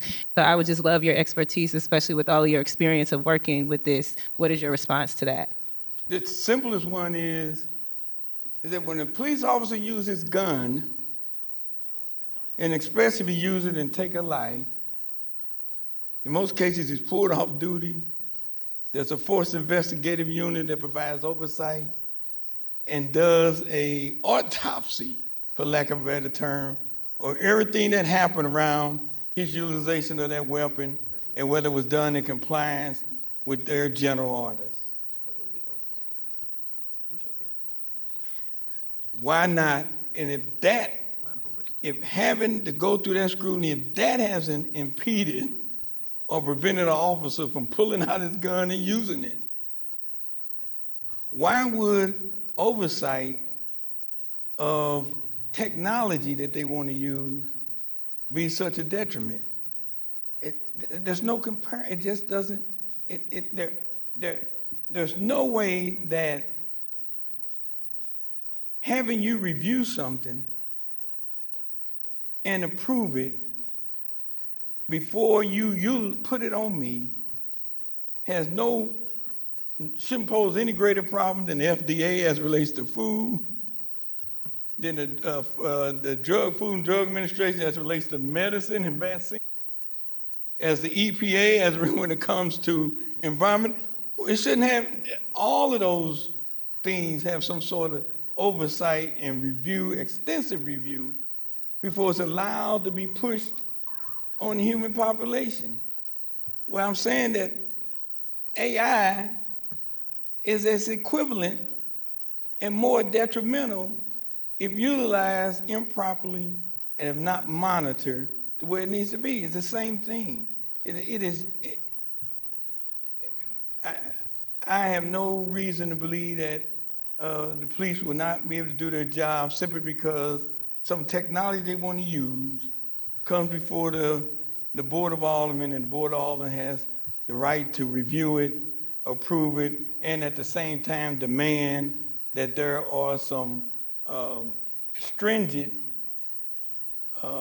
reviews and assessment of how it's being used, who is impacted, and ensure that there are no unintended consequences for the utilization of it. Why would anybody, what are they afraid of? What is the fear of having to say, we used it wrong? What's the fear? I don't understand. Thank you. My last question. You talked about local control and that you were here under it when we didn't necessarily have local control. That's really, I think that's really important to all of us, honestly. I think all of us alders agree on that point. I wanted to ask you, so, the state legislator comes after local control every single year. From your perspective, could you talk about what could happen if we were to put these technologies in place, not have a bill like this, a board bill like 185 that outlines it, and the police department were to come back under the state? Just a little bit about like what that could look like, even the fact that state policy trumps our policy. So I would just love to hear I hear a lot of narratives that talk about it puts us at risk for local control, but I would love to talk about the ways that this bill kind of helps serve as a protection from forces that are not local that want to have influences over us.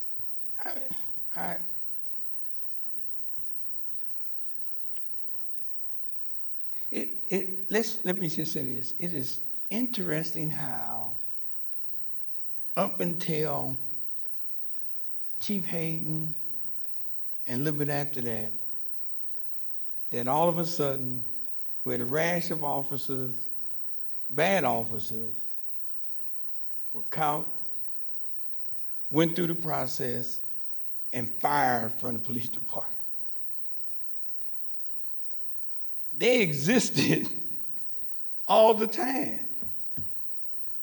But it took a chief who had spent years over internal affairs and local control to say, hey, we need to get rid of these bad officers. And it happened. And none of them, and nobody's come back and say that all those officers were innocent, that the department got it wrong. A bunch of them. We didn't have, they didn't just pop up at the local control. It was local control that created the tools and the oversight from the city leaders to be able to have the chief and ensure that the chief would dig through the department and treat those things the same way as they would regular citizens. But a rash of them. If you go back and look, it was for a minute there, I think every year we had 2 or 3 police officers in front of the federal agencies and stuff like that. A rash of them, they always existed. They always existed. And it didn't happen until we had local control. Thank you. All right, thank you. I think that's all the questions that the committee had. Alderman Aldridge, please proceed.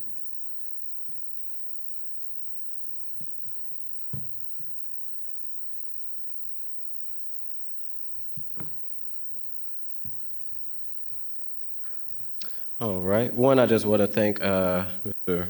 Pruitt for coming today and giving a historic kind of context of why oversight is important. And one thing that I forgot to mention in my opening is some of the changes that you see, which I know this was sent out to the full board of aldermen in the timing that our rules, we have to send out a committee sub, so all members were able to see ahead of time.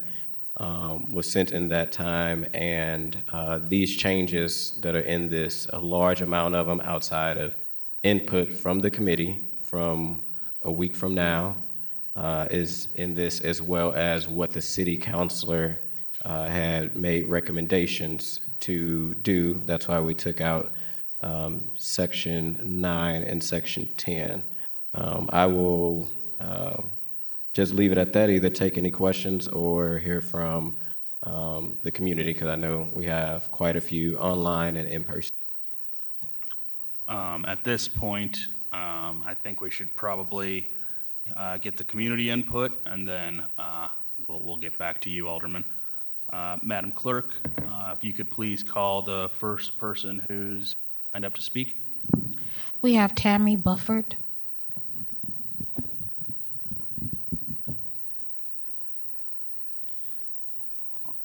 All right, Ms. Bufford, do you swear or affirm that the testimony that you're about to give is true to the best of your ability? Yes. All right, you have 3 minutes. Please proceed.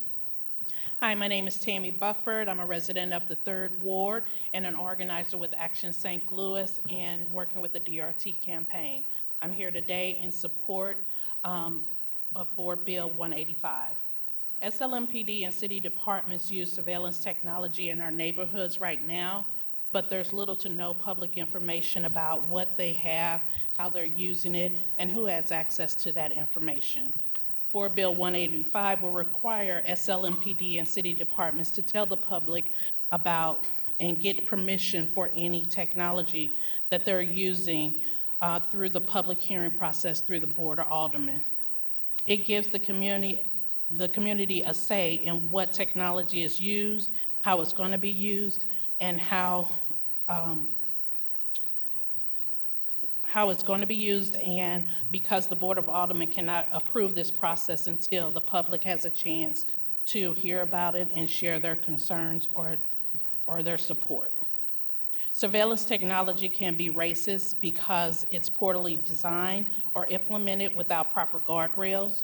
Board Bill 185 requires the police and city departments to avoid racial discrimination in their use, surveillance use packages, and telling us exactly how they are planning to combat that. SLMPD doesn't tell the public what technology they're using, what crimes they're investigating and using that technology for, or how often it actually solves the crimes. Board Bill 185 will have them answer specific questions about the technology in an annual report and how the technology and how much money they're spending on that technology. The transparency and oversight mechanism provided in Board Bill 185 is critical to building trust with residents of the city of St. Louis. The police chief says he welcomes input from the community, but he gave his statement at the last hearing and then left before he could hear from the community.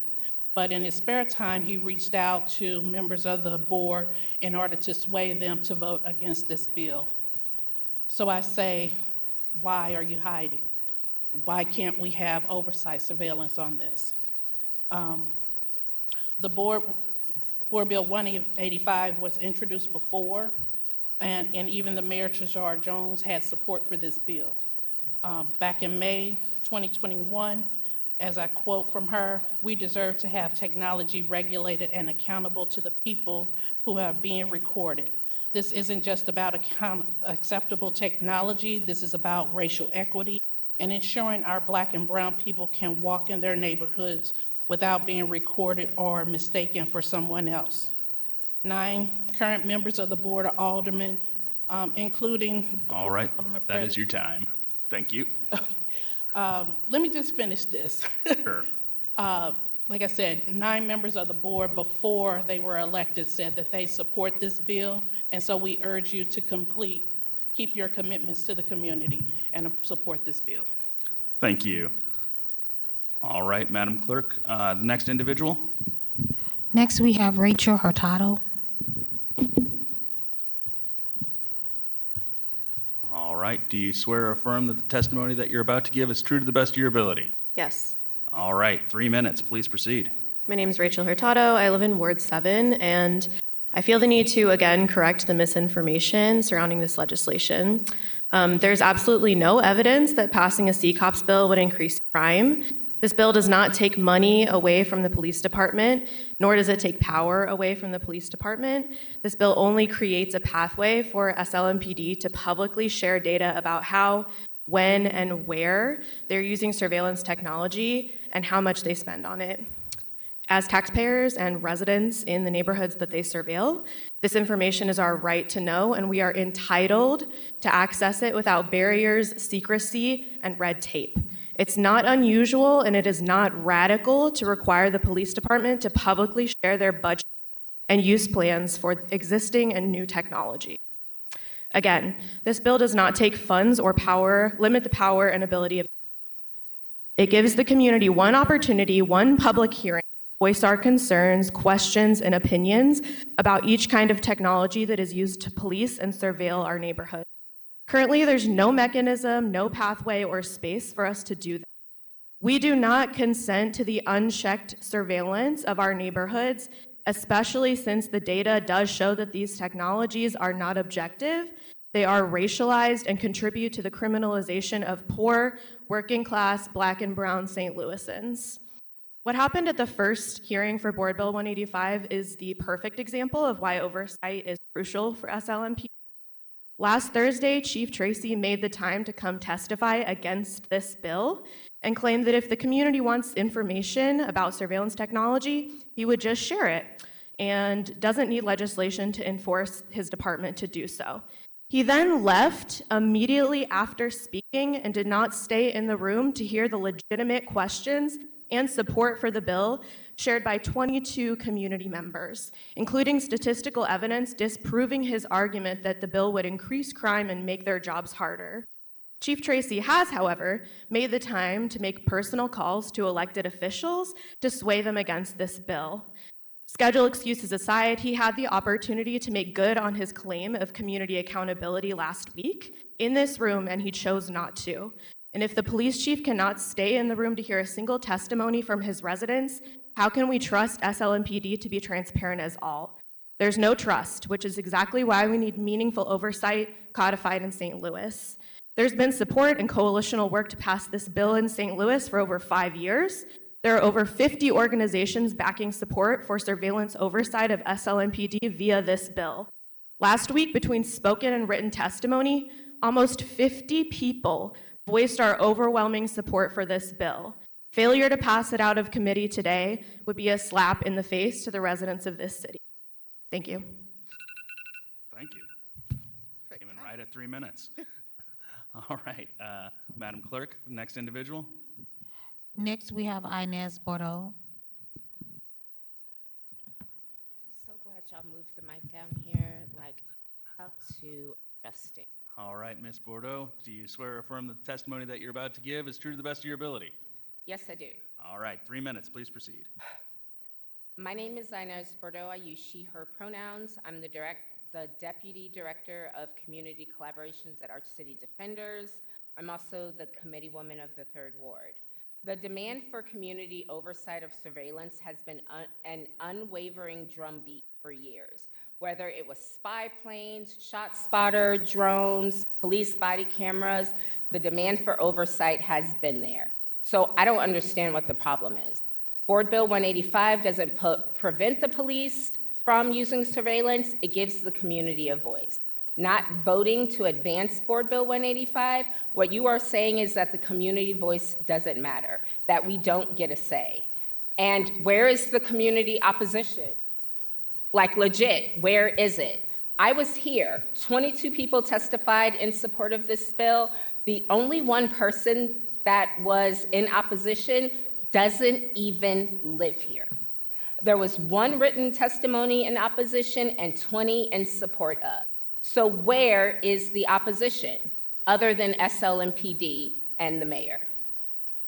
Of course, SLMPD is in opposition. This is the same police department that has been secretly surveilling Black and brown communities for years. Of course they are in opposition, but you are not accountable to the police chief. The police chief who didn't have time to listen to the community testify in support of Board Bill 185, but had time to call around to alders to strip support from this bill. And he should have to register as a lobbyist at this point. And you're certainly not accountable to the mayor, whose policies are giving the biggest one-term mayor energy I have ever seen. You are accountable to us, the people in this room and the communities that we organize for. There's at least 60 organizations, St. Louis area organizations, that are in support of this bill. How do you vote against that kind of community? And the better question is, why would you? Thank you. Thank you, Ms. Bordeaux. Madam Clerk, the next individual. Next, we have Maya Lee.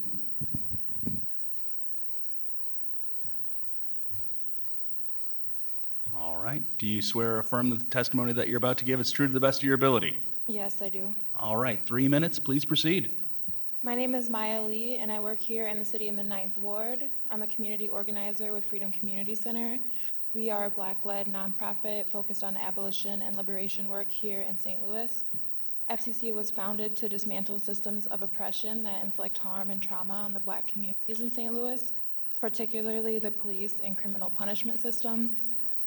We ground ourselves in the knowledge that Black survivors of St. Louis have the solution to the question, what will keep us safe? from building relationships with people impacted by state violence through acts of overpolicing and resulting incarceration, we are certain that unregulated police surveillance is not the answer to public safety. Today, I am here to amplify the voices of the directly impacted community. This is a necessary act considering the public was not even informed of the opportunity to provide testimony today. This is also necessary considering the police chief did not stay to listen to the voice of the community during our previous opportunity for testimony. If he had stayed, he would have learned that there is no existing public trust of the police as he claimed. Instead, he chose to call alders off the record to sway their vote on Board Bill 184. It is clear we cannot trust a police department that is operating behind closed doors to do anything they can to prevent oversight of their surveillance practices. This type of shady behavior raises the question, what exactly are they hiding from the public? We urge the alders to listen to the community and not to cave to the pressure applied by SLMPD. The community continues to advocate for oversight of the police surveillance tech, and with good reason. St. Louis police kill the most people per capita of any city in the United States. SLMPD targets the Black community and fills the city justice center with predominantly Black men. Considering the abhorrent conditions of the city jail, this can easily be a death sentence. The community deserves to know how the police are surveilling us. We have a right to feel safe. We have a right to oversight. We ask you to vote in support of the community and vote in support of Board Bill 180. Thank you. Thank you. Madam Clerk, the next individual.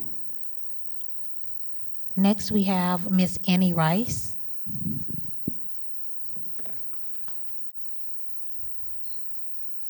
Hey, Annie. Hi, Do you swear or affirm that the testimony that you're about to give is true to the best of your ability? I do. All right. 3 minutes, please proceed. Thank you so much. And it is very odd to be on this end of the table, but glad to be back here and talking with you all. Thank you so much, first of all, for bringing this bill, having this important conversation, bringing the opportunity for the public to speak again on this issue. So much work has gone into this bill in various iterations over at least 5 years, if not more. And I wish that we could fill the room with the amount of people who have participated in this process to this point, because I think we would overflow this space. And I especially want to thank this Board of Aldermen, the President's Office, Alderman Aldridge, Alderwoman Velasquez, Alderman Ryan, yourself, Alderman Cone, Alderman Sonier, for participating or bringing the community in as we wrote and rewrote and looked at ways that we could make this bill better. And your participation has made this bill into this form that is probably the best form it's been. And as a previous sponsor of the bill, I'm saying this bill is better than even what I brought to you. And I'm really grateful that we're at this point. So thank you all for your work in getting us here. This is a process of legislative oversight that works. We've seen it work in other cities, and we've done more work in this community and at this board to make this bill and this process work for our city and our community. Local control means that you have an important role to play in police budgets and procedures, and this bill will give us never before seen insight into their operations and budget. There's so many instances demonstrating how just trusting the city to disclose what they have and how they're using it isn't enough.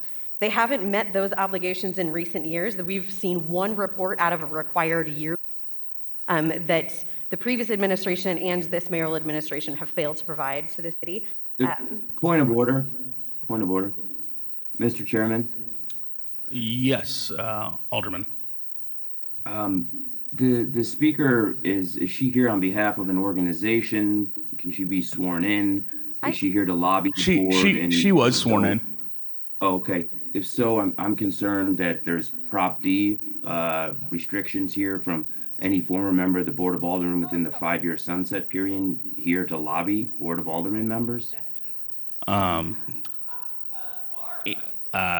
Ms. Rice, are you here in your individual capacity? I work at our City Defenders. I'm a part of multiple community coalitions that have been engaged in this process of the work. So I was invited to be. So I don't know.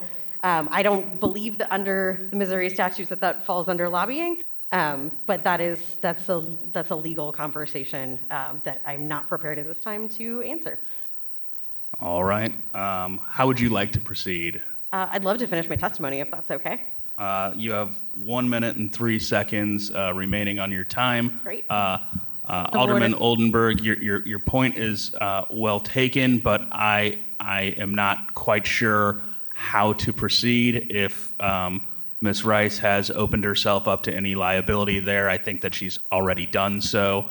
So I feel comfortable letting her proceed with the next minute or so. Okay. And then, thank you. Absolutely.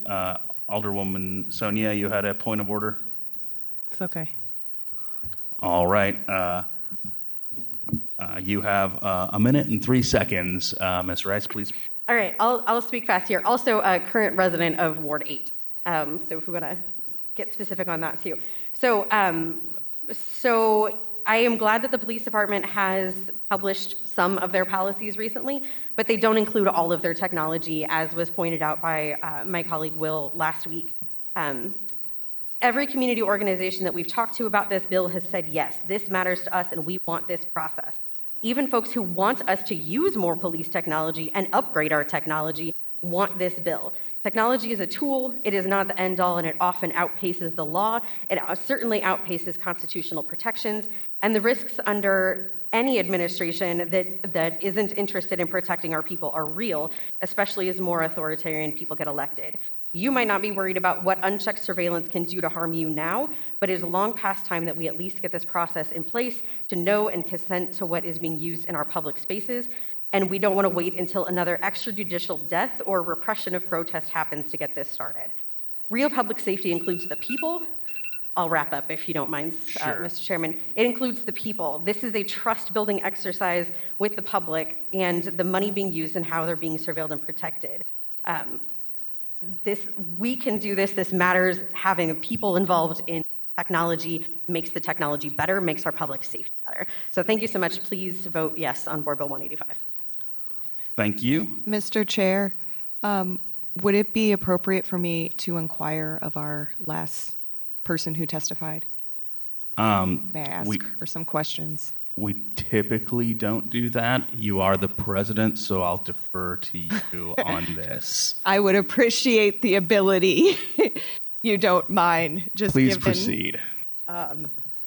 Given her longstanding work on this issue in particular.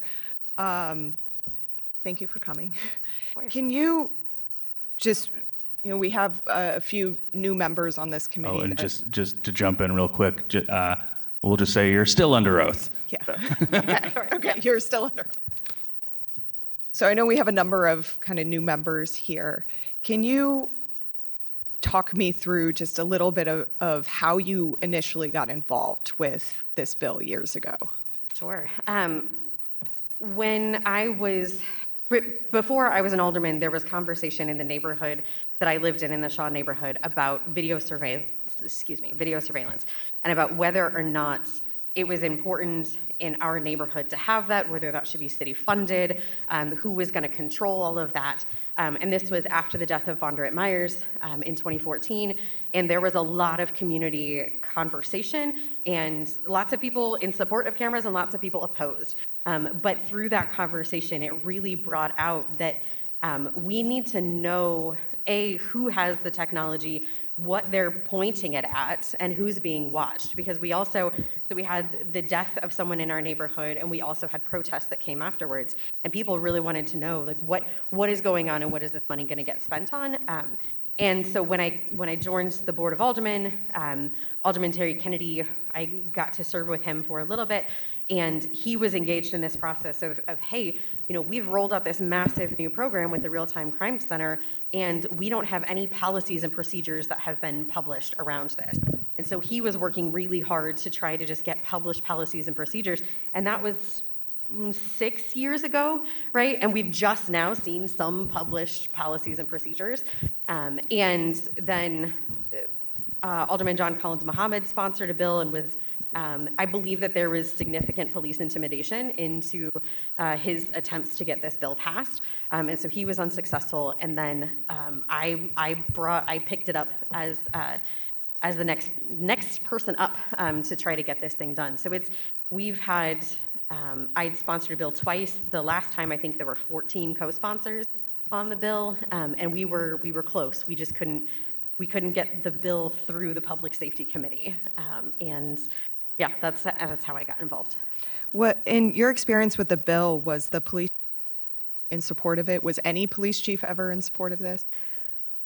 So no police chief was ever in support of it. We did have the support of the Public Safety Department initially under Mayor Tashara Jones.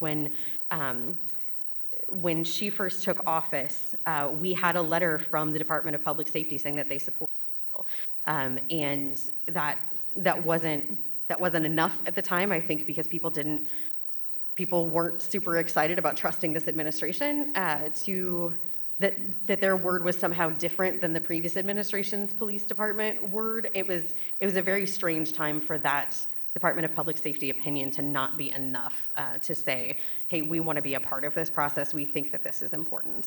Yeah, and I remember former Officer Heather Taylor was really involved in that, and unfortunately, she no longer works with the administration. And I did have conversations with, there was a former lieutenant at the Real Time Crime Center who was vocal about there needing to be policies and procedures in place, and just saying that oversight was important and that building trust was really important.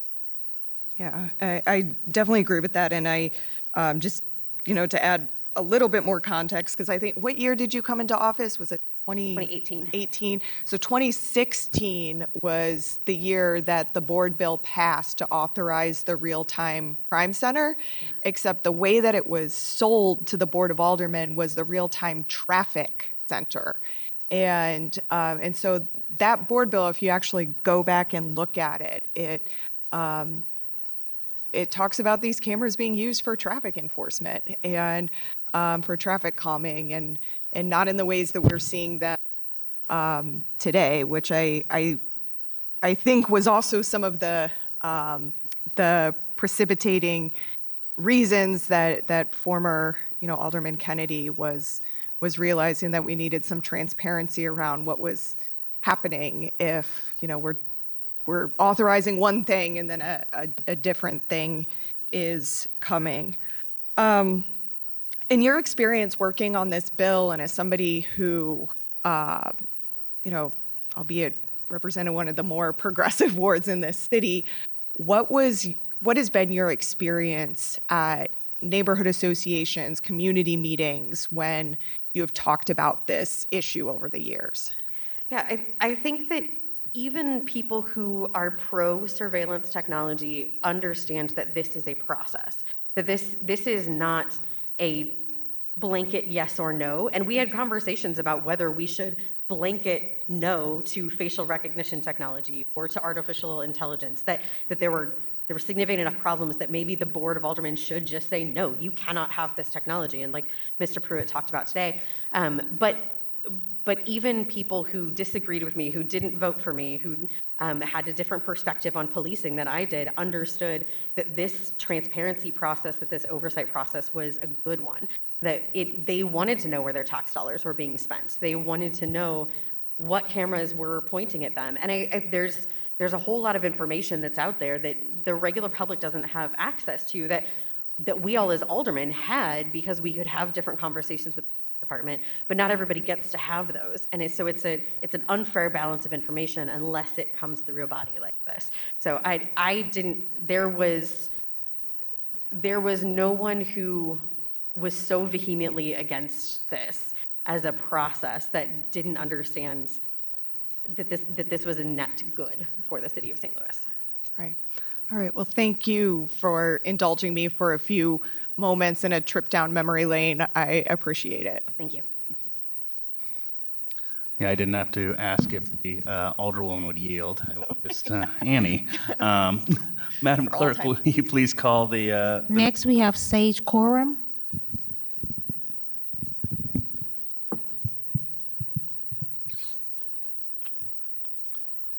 Do you swear or affirm the testimony that you're about to give is true to the best of your ability? Yes.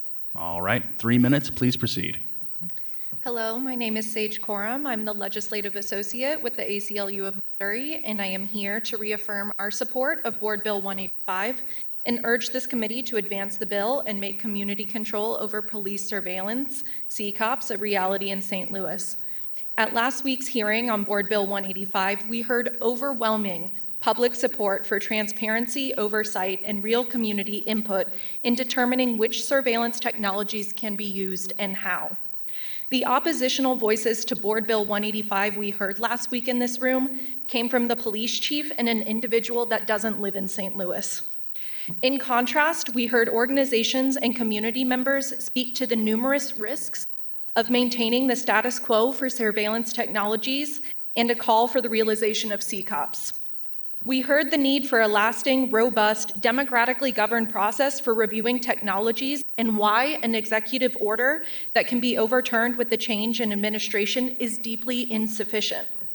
We heard expert testimony that debunked false and anecdotal opinions that have been lifted as valid responses to oppose CCOPS efforts. Efforts that have been implemented and tested in 23 cities across the country. The opposition to Board Bill 185 stands in stark contrast to the voices of your constituents and their expressed support. We know fostering meaningful community engagement on surveillance technologies extends beyond budgetary transparency and reporting. We know that without intentional and discrete use plans, surveillance technologies hold significant and disproportionate to the civil rights and civil liberties of communities of color, low-income communities, and politically active communities.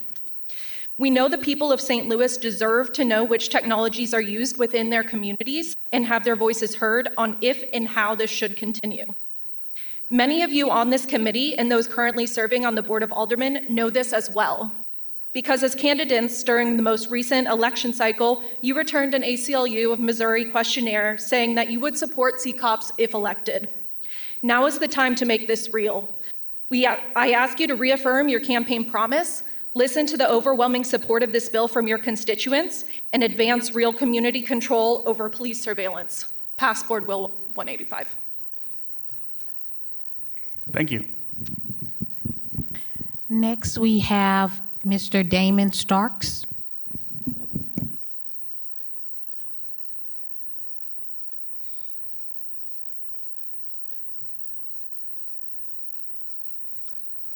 All right. Do you swear or affirm that the testimony that you're about to give is true to the best of your ability? I do. All right. You have 3 minutes. Please proceed. All right. Hello, my name is Damon Starks. I am with Action St. Louis. I am a resident of the 11th Ward. I'm going to keep this short. I am supporting Board Bill 185 in the surveillance oversight. We need to ask ourselves a question. First and foremost, why is it so important to have an oversight surveillance board and a committee? You had the police chief here last week when the community spoke on why they needed it, and he walked out. That's an indicator. That should be an indicator. If somebody wants something, and if you have a community asking for something and opposing it at the same time and saying this is what we need, and you walk out, that lets me know something is wrong. And he's here to represent our community? I don't think so. We have to also understand that with that, if we do not support this bill, if this bill do not pass, it would drive a deeper wedge between the police and the community, which is not needed. A deeper wedge will also increase racial tension and also community just not trusting the police. Let's do something right. Let's pass this bill and let's get it done. Thank you. Thank you. Madam Next, we have Keith Rose.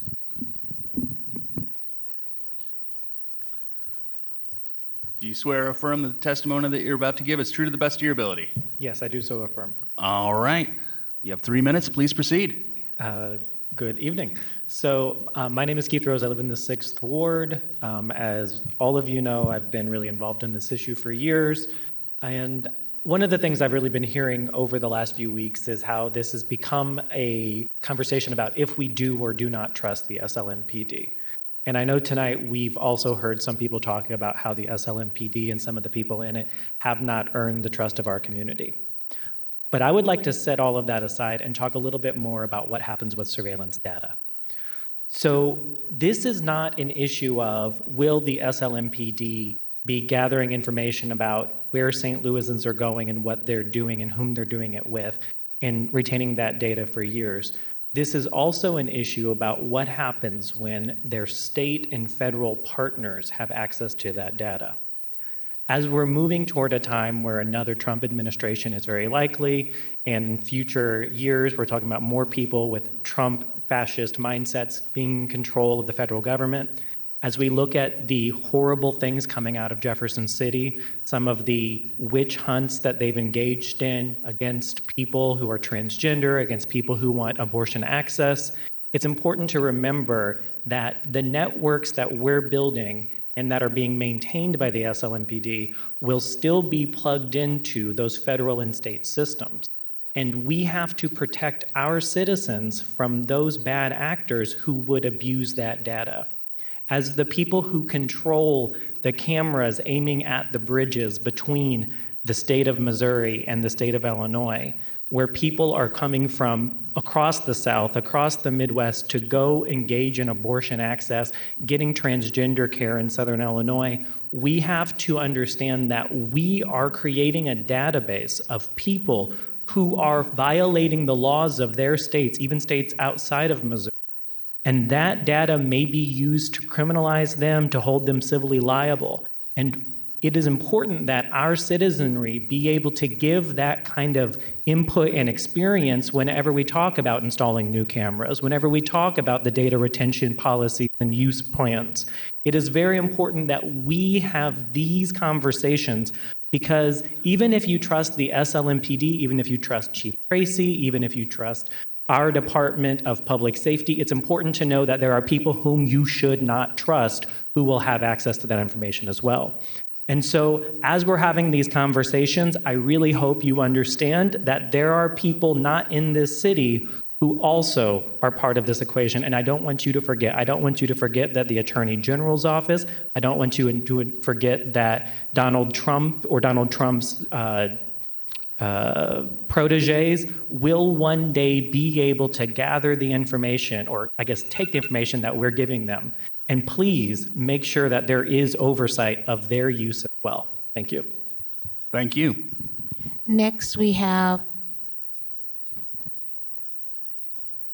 some online people that were on first. Sure.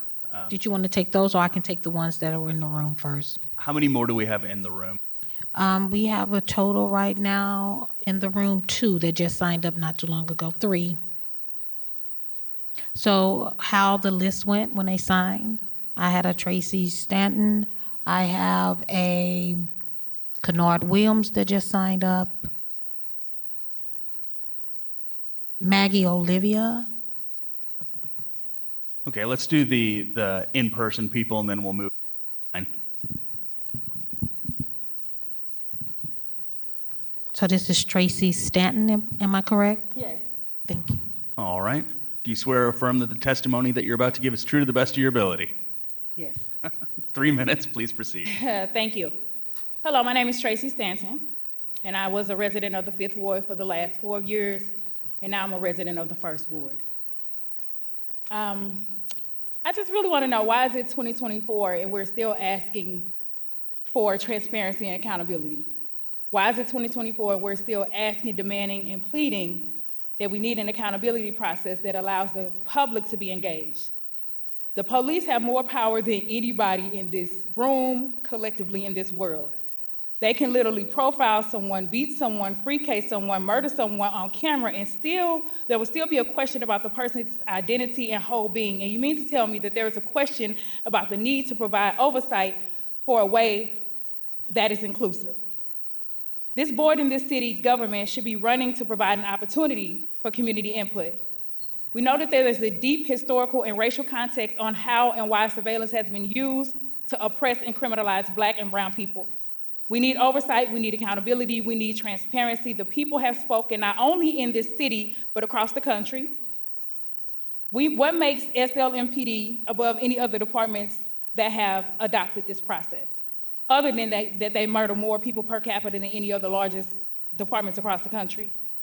I urge you to support Board Bill 185 and join the growing movement and community control over police surveillance. By passing this ordinance, we can create a more just society where the rights and the dignity of all residents are respected and protected. We need inclusivity. The board is accountable to the people, and accountability process is checking the distance between your actions and your values. And right now, I need to know, what does this board value? This level of transparency is essential for safeguarding civil liberties while simultaneously promoting public safety. Let me tell y'all something. We don't trust the police. And a lot of people do not even trust the electoral process because we know that it has repeatedly failed us over the years. We know that people run on their values and that are in alignment with the community and are quickly detoured once the powers that be call them directly and make friends. We understand that it's uncomfortable and it takes a tremendous amount of courage to not be swayed by those faulty, unsturdy foundations or soon to crumble.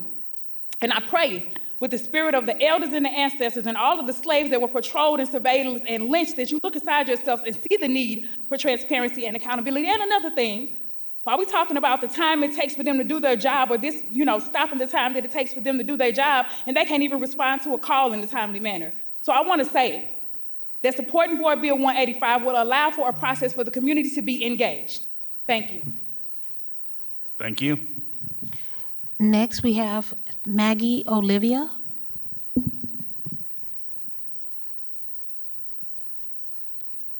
Do you swear or affirm that the testimony that you're about to give is true to the best of your ability? I do. All right, 3 minutes, please proceed. Thank you. My name is Maggie Olivia. I use she, her pronouns, and I'm here today on behalf of Action Missouri.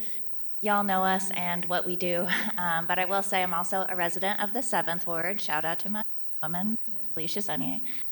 But y'all have already heard my concerns summed up as a resident, so I'm going to talk a little bit about my concerns as an abortion advocate with a city without a bill like Board Bill 185. State officials seeking to use individuals' personal health information against them and providers and their loved ones is not a hypothetical. This is already happening in our state right now, and it has been for years.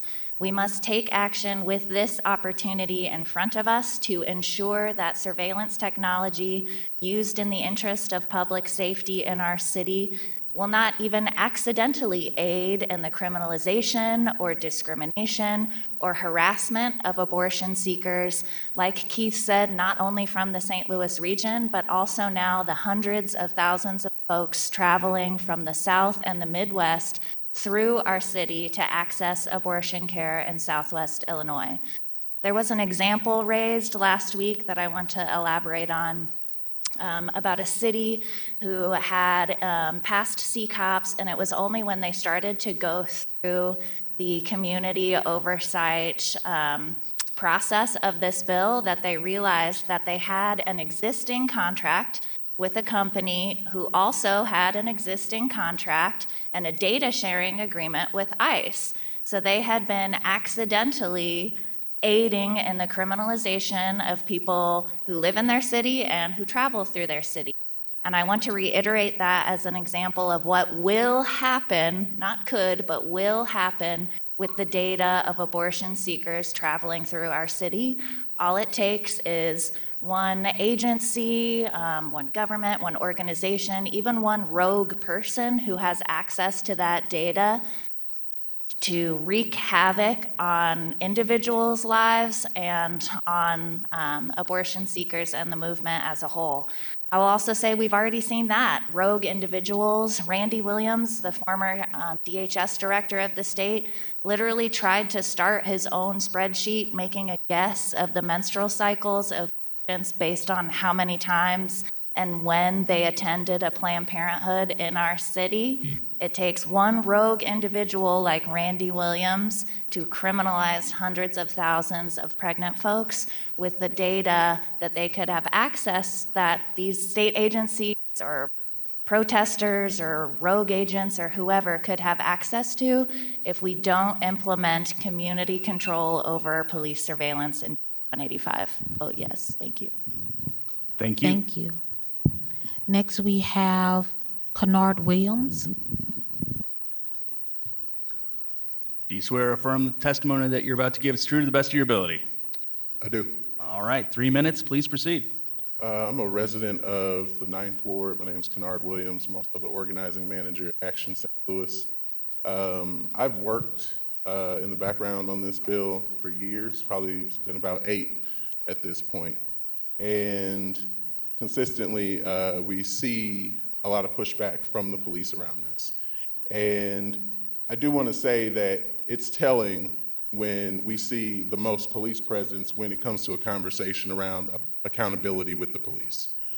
It's telling when we hear the most excuses I've ever heard for the police's conduct around inability to drive vehicles, from the cars are too big to they're too young and they can't operate them. I just don't understand how there's this sliding goalpost of excuses when it comes to accountability for our police department, the same police department that has used chemical weapons in the streets, the same police department that has killed residents in the streets, the same police department that has beat their own officers under the pretense that they thought they were a protester, the same police department that has caused crashes to kill families, the same police department that regularly flips vehicles in this city.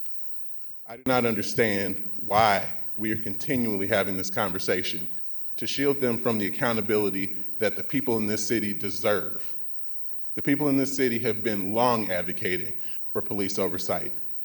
And continually we see a police chief who is not even from here try to advocate for the opposition of a bill that gives oversight to people who are from here. What does that look like? I'm calling on the members of this committee to pass this bill because many of you have made commitments to pass this bill. Many of you, when you were running for office, made the commitment, looked in front of people's faces in the front steps of this building to pass this bill, because we need this accountability. This is what we need. What we don't need is excuses. We don't need commissions. We are tired of continually having to plead for justice. This is your chance right now to make a difference, to pass this legislation, so you're not stuck making a bunch of resolutions that don't mean anything after the fact. Because as Alderwoman Tyus said, sometimes you do get it wrong. This is your chance to get it right by passing this bill. Thank you. Thank you. Next speakers we have are online. Okay. STO. The first person I'm showing is Darian Wigfall. They didn't give me the ability to move them over.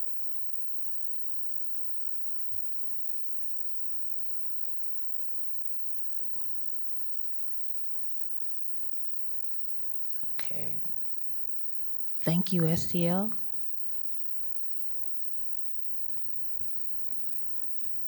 Let's start with Allison.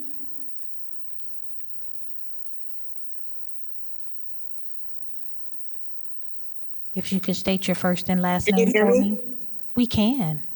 If you could give Yes, your first and Allison last name, Riley. please. Allison Riley, Could you spell your last name? Sorry. Reilly. Thank you. Do you swear or affirm that the testimony that you're about to give is true to the best of your ability? Yes. All right, you have 3 minutes. Please proceed. Yes, Allison Riley again, she, her pronouns. I live in the 9th Ward. I'm here as a resident. I'm not on behalf of any organization. And I do echo and agree with everything that others who have spoken in support have said already during this meeting. I just want to add in my testimony for support, a human rights lens to this bill and to community oversight.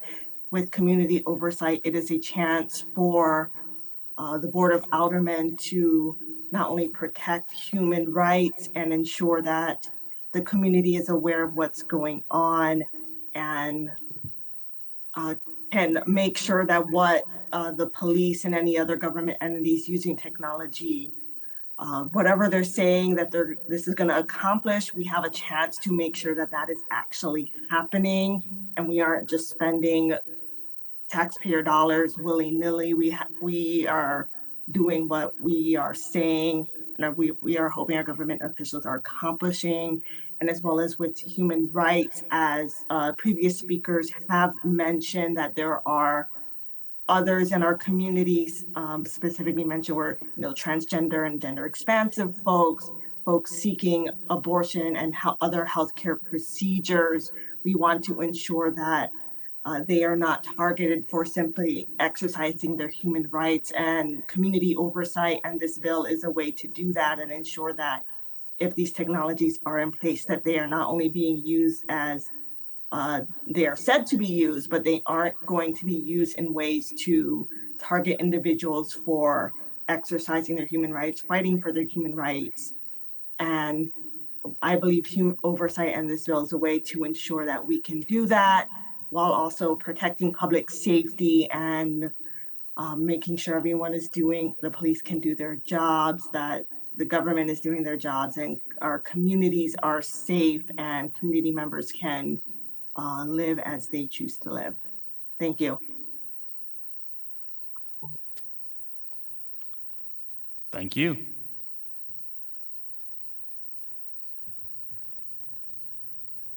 Next, we have Gabby Eisner.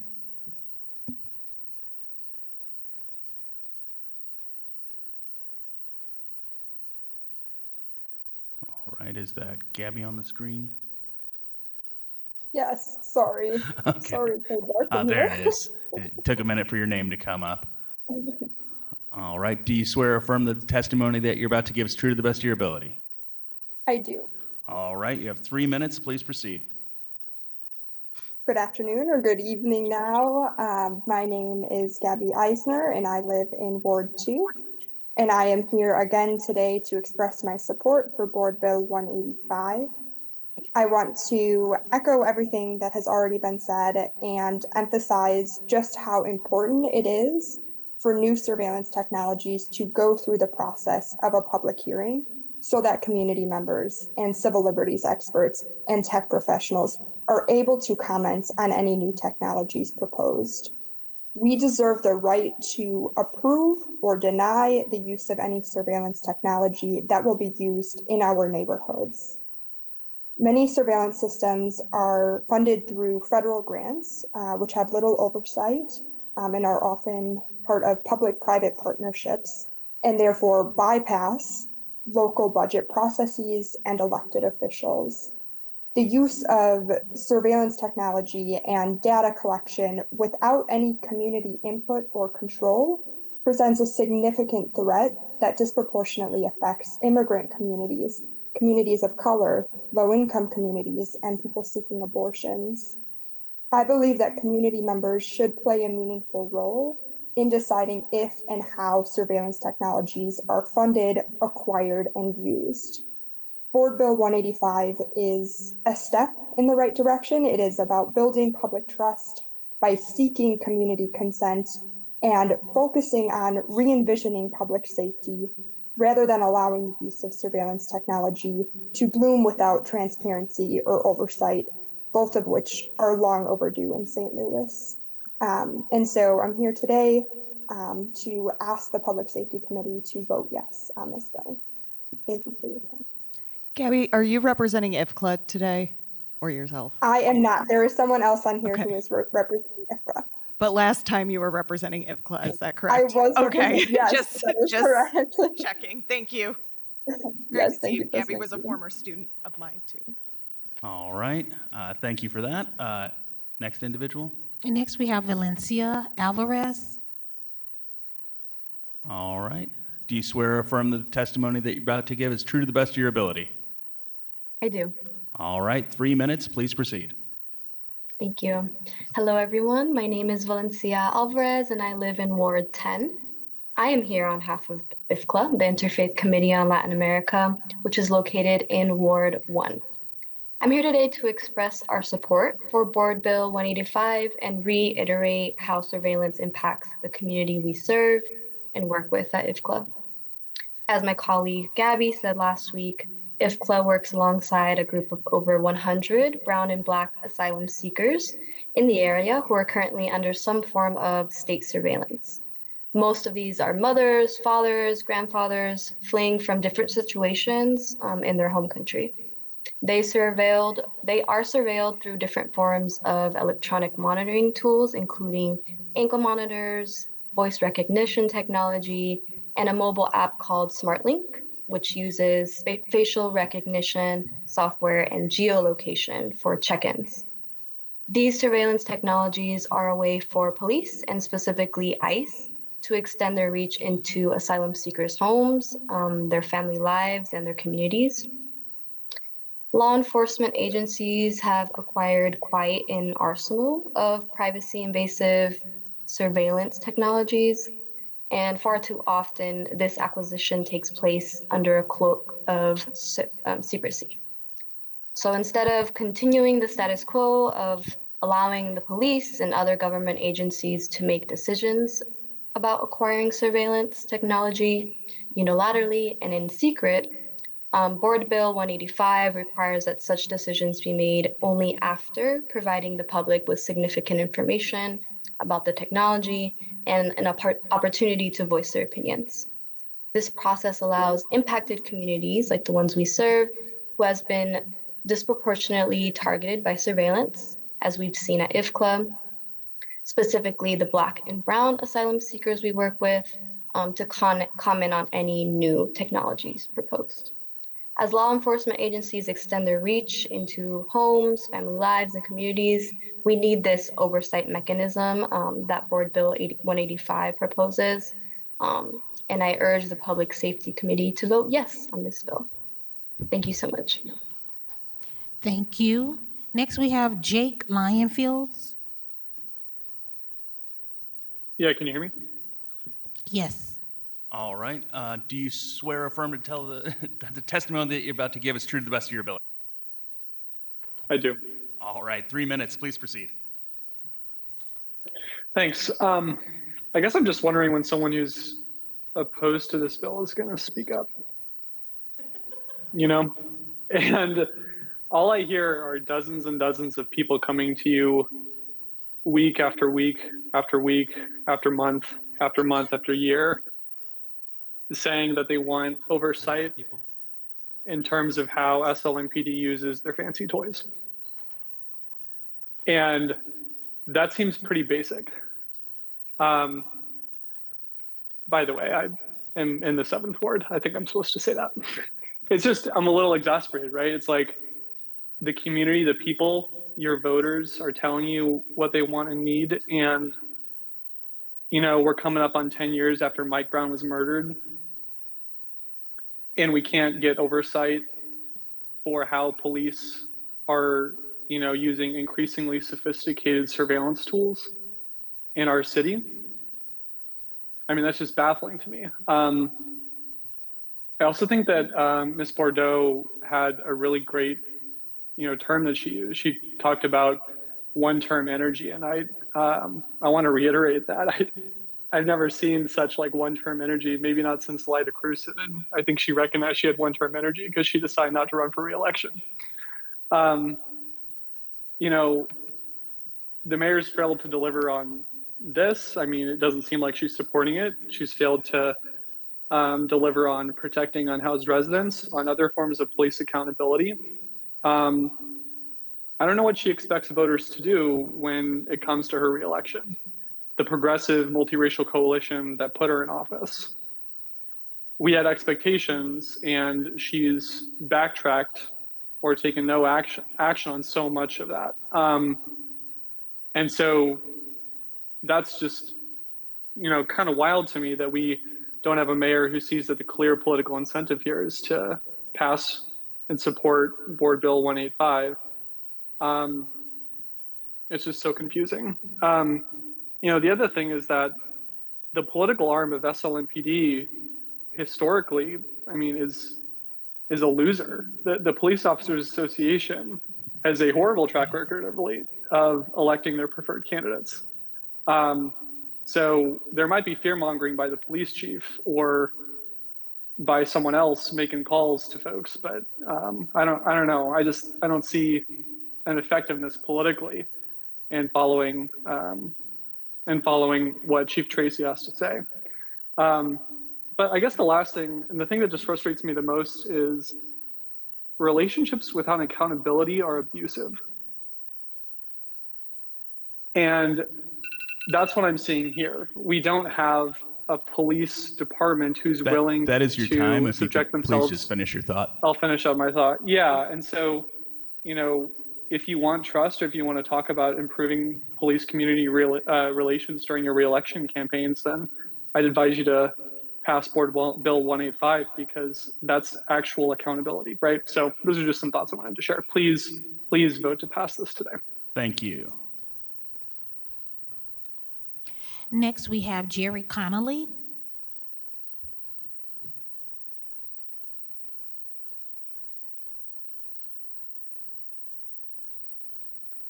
All right, we can see him. Do you swear or affirm that the testimony that you're about to give is true to the best of your ability? I do indeed. All right, you have 3 minutes. Please proceed. Thank you. My name's Jerry Connolly. I'm speaking for myself as an individual. I'm a resident of the 6th Ward. I echo the call of all previous witnesses for community oversight of surveillance technology. To be effective, the oversight of rapidly evolving surveillance technologies must encompass tech operated on behalf of all local government bodies in the city of St. Louis. As written, Board Bill 185 excludes special taxing districts from the purview of the oversight regulations. I urge you to include the special taxing districts in the definition of city entity in Section 1, Item 2 of the bill. The categories of district must include special business districts, SBDs, SIDs, community improvement districts, and transportation development districts. Over the last 4 years, I've attended all or part of over 60 taxing district meetings, and will share some observations with you on how the districts operate. Back in 2019, Missouri State Auditor Galloway issued an audit of local taxing districts and found that at the time, 21 SBDs in the city had not been created in accordance with state statutes. I hope the law was followed by the SBDs that have been created since. Many taxing districts have contracts for armed security patrols with private policing contractors. I encourage everybody to read the series of articles by ProPublica's Jeremy Kohler that first ran in late 2022. Some revelations on how the private security contractors operate were disturbing. At the time of publication, over 200 SLMPD personnel were approved to work with one contractor, whose owner raised his pay rates to ensure officers choose to work shifts for him rather than taking overtime shifts for the police department. Some SLMPD personnel working for the private firms serve below personnel who are their subordinates at SLMPD. We do not know which of these taxing district contractors have access to camera feeds from Real-Time Crime Center. I am aware that entities such as the casino on the riverfront, Great Rivers Greenway, can tap into those. Who else is tapping into them? Private policing firms are developing technology that is utilized for their work in the taxing districts, whose neighborhoods are basically serving as test beds for the technology that may well be adopted and sold to the police department to use citywide. Board members of these districts are not accountable to local residents. Residents vote to set up the district, but once it is set up, meeting attendance by the general public is poor. It's very rare for more than 2 or 3 people within a district to attend those board meetings. The districts operate more like privileged clubs than local government bodies.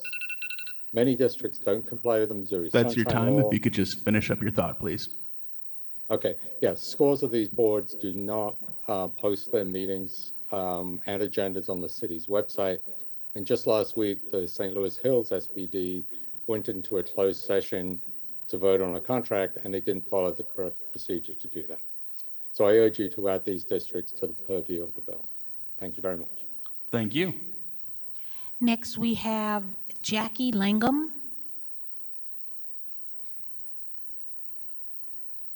All Thank right. you.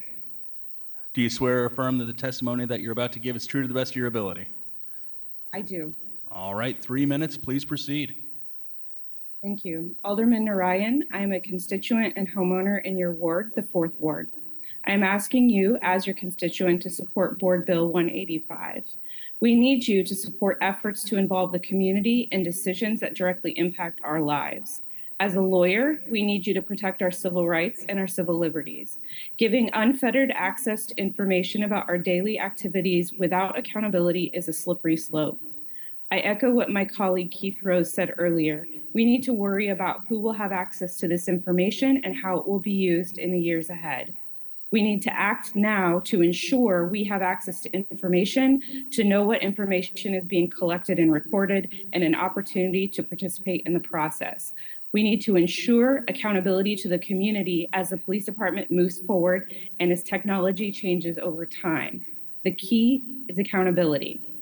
I'm concerned, Alderman Narayan, that you ran on a progressive platform, yet today sit here in opposition of this bill. I'm concerned that you participate in regular meetings with the police department, but have yet to respond to a single email I sent to you about a position I asked you to take on the Board of Aldermen. How you spend your time and what you support speaks more about your representation of this community than a platform thrown up on a website. When you are up for re-election, I can assure you that your constituents will remember your prioritization to maintain the dark cloak of the St. Louis Police Department over the needs and desires of residents in the 4th Ward. I am asking you to reconsider your position and to vote in support of Board Bill 185. Thank you. Thank you. We had several people on who declined. They had their hands up to speak, still do. I'm trying to get them over, but they keep declining. So there was Annalise Harkins, Darian Westfall, and Scott Camps. All right, well, if any of those individuals wants to accept the invitation to be moved over, we'll give them a moment here.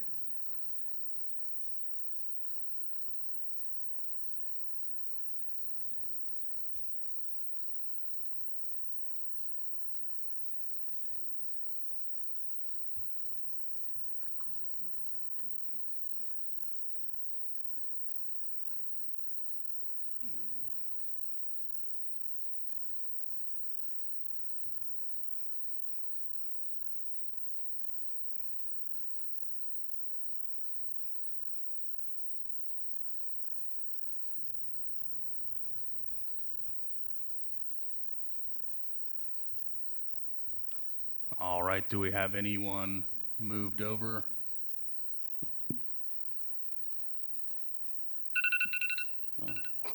Yeah, that's 3 minutes. All right, well, See, Jake McClellan just came in. The other ones are declining. all right. Mr. McLennan.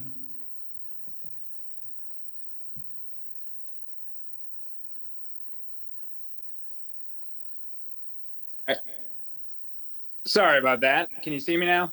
Yes, we can. Hello. Do you swear or affirm that the testimony that you're about to give is true to the best of your ability? Yes. All right, you have 3 minutes. Please proceed. Hi, my name is Jake McClellan. I'm a member of the 4th Ward, and I'm here as a member of DSA today to be in support of the bill.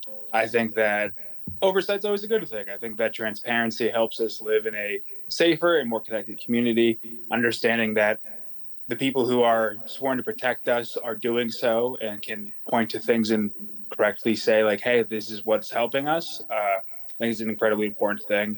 I think that there's been other things like ShotSpotter that have been proven to not be super helpful in doing that when there isn't a level of transparency. It ends up building distrust between police officers and the community. I think that if what we're hoping for is to build a city that has a trust and that can build on top of an understanding that we're all here to protect each other. I think the best way to do that is to be able to have open and honest conversations about how that's happening. So that's all I would like to say. Thank you very much. All right, thank you. Okay, and with that, I guess we will move back to the sponsor.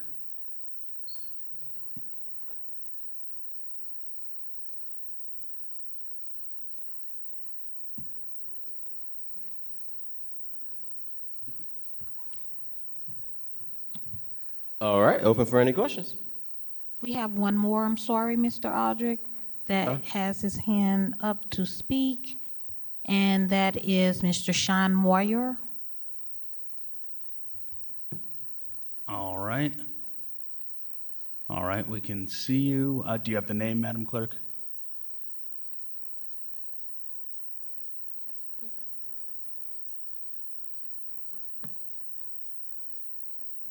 Madam Clerk, do you have his name? Sean Moyer. Okay, but so you have it for the just for the record. All right. Do you swear or affirm that the testimony that you're about to give is true to the best of your ability? All right. I do. You have 3 minutes. Please proceed. All right, cool. Yeah, Sean Moyer, he, him, also a member of St. Louis DSA, but speaking actually as a resident of the 9th Ward in an SBD, which is kind of what led to me jumping into the conversation.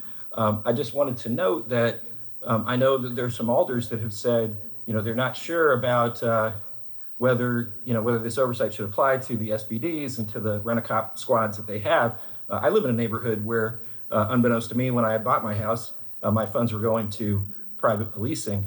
And I just wanted to make note that not everybody in those SBDs is opposed to the notion of oversight. It's my privacy as well. And, I would like a public conversation about whether a camera should be pointed at my house by my neighbor and monitoring my activities or anybody else's. So again, it's kind of same thing I said last week. The real point of all of this is so that we can have a public discourse and a public conversation about surveillance technology, about AI, about all of these things. And, we can't make those decisions in a vacuum with an unelected body that is trusting, what the technology says on the label without having a public conversation and public oversight. As Mr. Pruitt pointed out, a lot of these AIs were taught by people who look a lot like me, and they have a tendency to make false positives on folks who are Black and brown. And that leads to erroneous arrest and lots of other things if we trust these technologies unequivocally, which is why we need that public conversation. And so, yeah, I just wanted to make that point that not everybody in an SBD, is in favor of no oversight for these squads of rent-a-cops. That's about it. Just chiming in with my support. All right. Thank you, sir. Okay, Chair Narayan, we have 3 more people who have just come in, and that is going to be. Okay, yeah, we'll close it there. We have Annalise Harkins, who's next. All right. Do you swear or affirm that the testimony that you're about to give is true to the best of your ability? I do. All right. You have 3 minutes. Please proceed. I think I just want to put out there, I'm at one of my other jobs right now. I think that one, it's frustrating that these meetings happen so frequently with so little notice for public and people just to even be able to go to them. That and the meetings are always during the day. And I think that it's also just a good example of why a lot of the time trusting government, we as a community don't get that much input even into local politics that don't have anything to do with policing.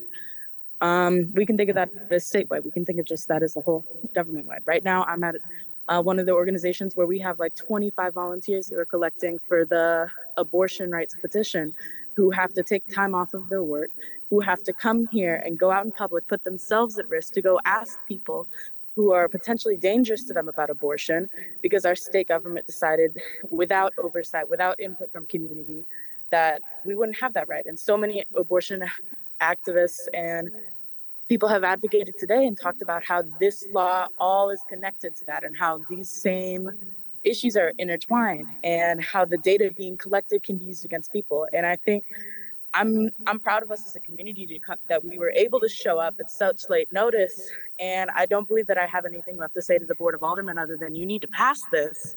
Because once again, we all showed up and we show up every time. And it seems like no matter how many times we show up, we have to sit here, wait for these 2-hour meetings, hearing people who aren't connected to our communities talk so much about these issues, when in reality, we are here and we aren't heard. And I'm tired of that. And I think a lot of people in this room are tired of that, of people who worked on this bill for some even 8 years. I urge you all to pass Board Bill 185, as many of you made political commitments to do so, but also just a commitment to yourself, because you, like many have said, you don't know what surveillance technology is going to come out. We still don't even know what surveillance technology is being used against us as we speak. I wish for you all to pass Board Bill 185, and thank you to everyone who came out on such late notice and was able to speak to this, because I know it is so inconvenient, but so important. And that's all I have to say. All right, thank you. Okay, next we have Mr. Byron Gilman Hernandez. Hello. Come on. Yep. Hi. All right. Yeah. I'm Byron Gilman Hernandez. Do you swear? Hold on for 1 second here. Do you swear or affirm that the testimony that you're about to give is true to the best of your ability? I affirm. All right. You have 3 minutes. Please proceed. Thank you. Yeah, Byron Gilman Hernandez, he, him, and from the 6th Ward. I just wanted to give my support for Board Bill 185. I think it's appropriate that this is also happening on a day discussing how a different, not a new technology, but an established technology, the new fleet of bringing larger cars has created, or these police SUVs has created a real problem of, these cars flipping over and all of that. And there's a question of did we ever ask the question before we got in this situation, what changing the fleet would look like?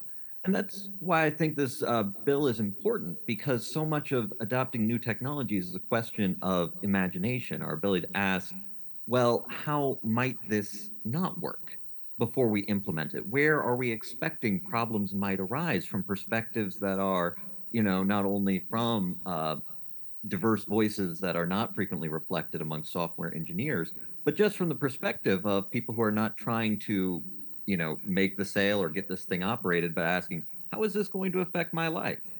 And so I think, a bill like this creates a forum and an avenue and an opportunity for that question of imagination and invention of how we move forward with any kind of technology we adopt. I'll yield the rest of my time. Thank you very much. Thank you. Next we have Shay.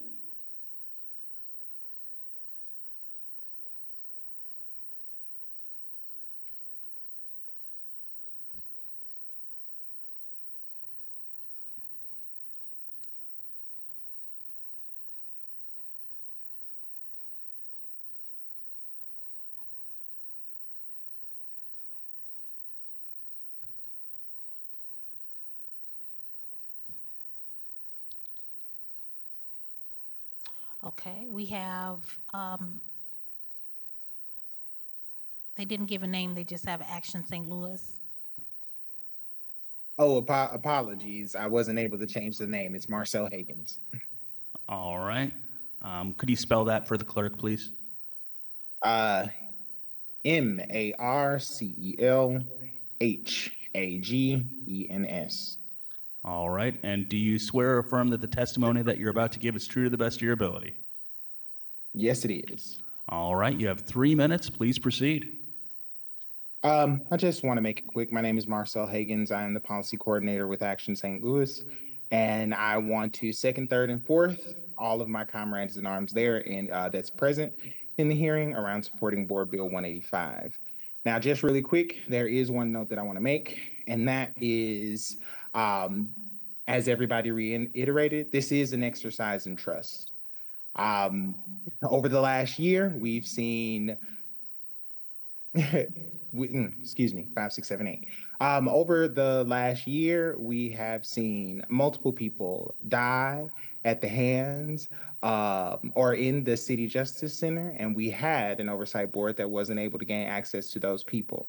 We've seen in the last year housing initiatives that's tried to move forward, and either we haven't seen those things pass through to fruition, or it's some language that is sitting and waiting for us to do something about.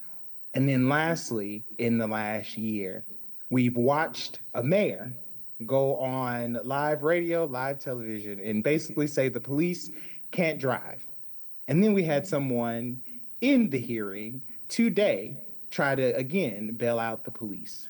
So I ask you, should we be in a place where we are allowing our carceral state to still move anonymously and under guise? Or should we do what this bill is asking and allow for the community to have input in what we want to see? And that's all I want to say. Thank you. You have a great rest of your day. Thank you. You do the same. That will be all. All right. Alderman Aldridge, you're recognized. Any questions from committee members? We will just go down the list then. Alderman Oldenburg. No questions. Thank you, Mr. Chairman. All right. Alderwoman Clark Hubbard.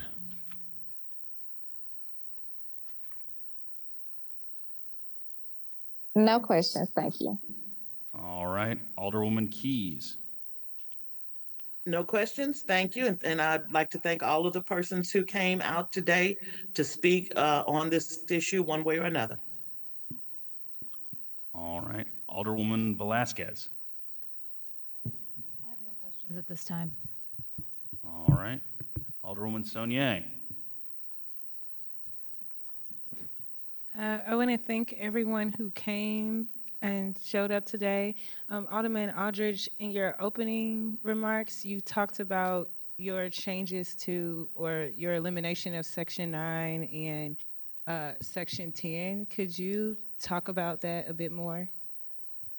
Yes, so again, I think in the spirit of collaboration and trying to cooperate with committee members who have brought some changes. Like I said, I know some was in there, but wanted to make sure that it was legally also sound, because that's one of the things that we always talk about.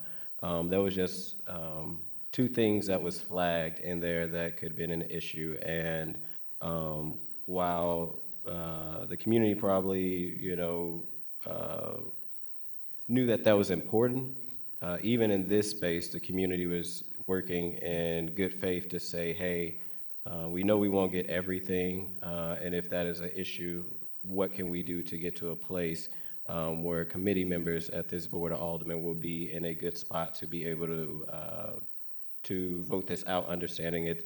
This has been many models. Again, here we are at the fifth iteration of, or the sixth iteration of this bill. So from the last committee hearing to now, I've reached out to all colleagues and asked. I know, appreciate Alderman Oldenburg and at least Alderman Narayan for bringing some changes that if that was something that held them up, but with also making sure we do our due diligence, getting an opinion from the legal counselor. That was one of the things that she brought up. Again, we won't always get everything, and we wanted to make it a legally sound bill. Thank you, Alderman. Anything else? All right. President Green, anything? Yes, I'm actually surprised that committee members do not have questions. That must mean everybody's fine with the bill and in support of it, right? I mean, if you don't have questions or comments, it's really difficult. Like policy making, the way I look at it, and I really appreciate Alderman Aldridge's on this. Policy making involves having to have conversations. And Alderman Aldridge has not been afraid to go and have difficult conversations with folks. I'll say from my point of view, I've asked the chief to meet with me 4 times on the bill. Guess how many responses I've gotten? 0. So when we have some of the dialogue that we've been having about, oh, you need to get the support of the police chief, or you need to get the support of SLMPD in order to do this, I think the thing that we need to remember is it takes two to tango. And sometimes we have folks who are putting in the work, who are sitting day in and day out with different alder people, going line by line through the bill, asking what your issues are, working to finesse language to fix those issues. And at the end of the day, it's just not good enough. And it's not good enough, not because the bill's not good enough. It's not good enough because the community didn't come out enough. I mean, the community has been really, but it's not good enough because those of us in city government continue to play politics rather than do our jobs as policy makers. And so, you know, whether we take a vote on this today or not, I'm still not sure. But what I do want to say is I really appreciate the alderman from the 14th and the work that he has done to try to address concerns in an environment where there is often a moving goalpost. And that can make policymaking really hard. And for folks that have shown up today, for folks that have been working tirelessly on this bill for 6-7 years at this point in time, I want to just say, don't give up. Like, I know that sometimes it's really easy to get disillusioned with this process. Learning this afternoon that the police chief made some calls last night and kind of spooked some folks, I think is concerning. It's concerning because as we're talking about ethics and the police chief drawing a salary from the Police Officers Association, we have to wonder, is he doing the business of what is in the best interest of the city, or is he lobbying on behalf of the police officers? And that's not something that I wanted to think, right? I've gotten a lot of questions about this.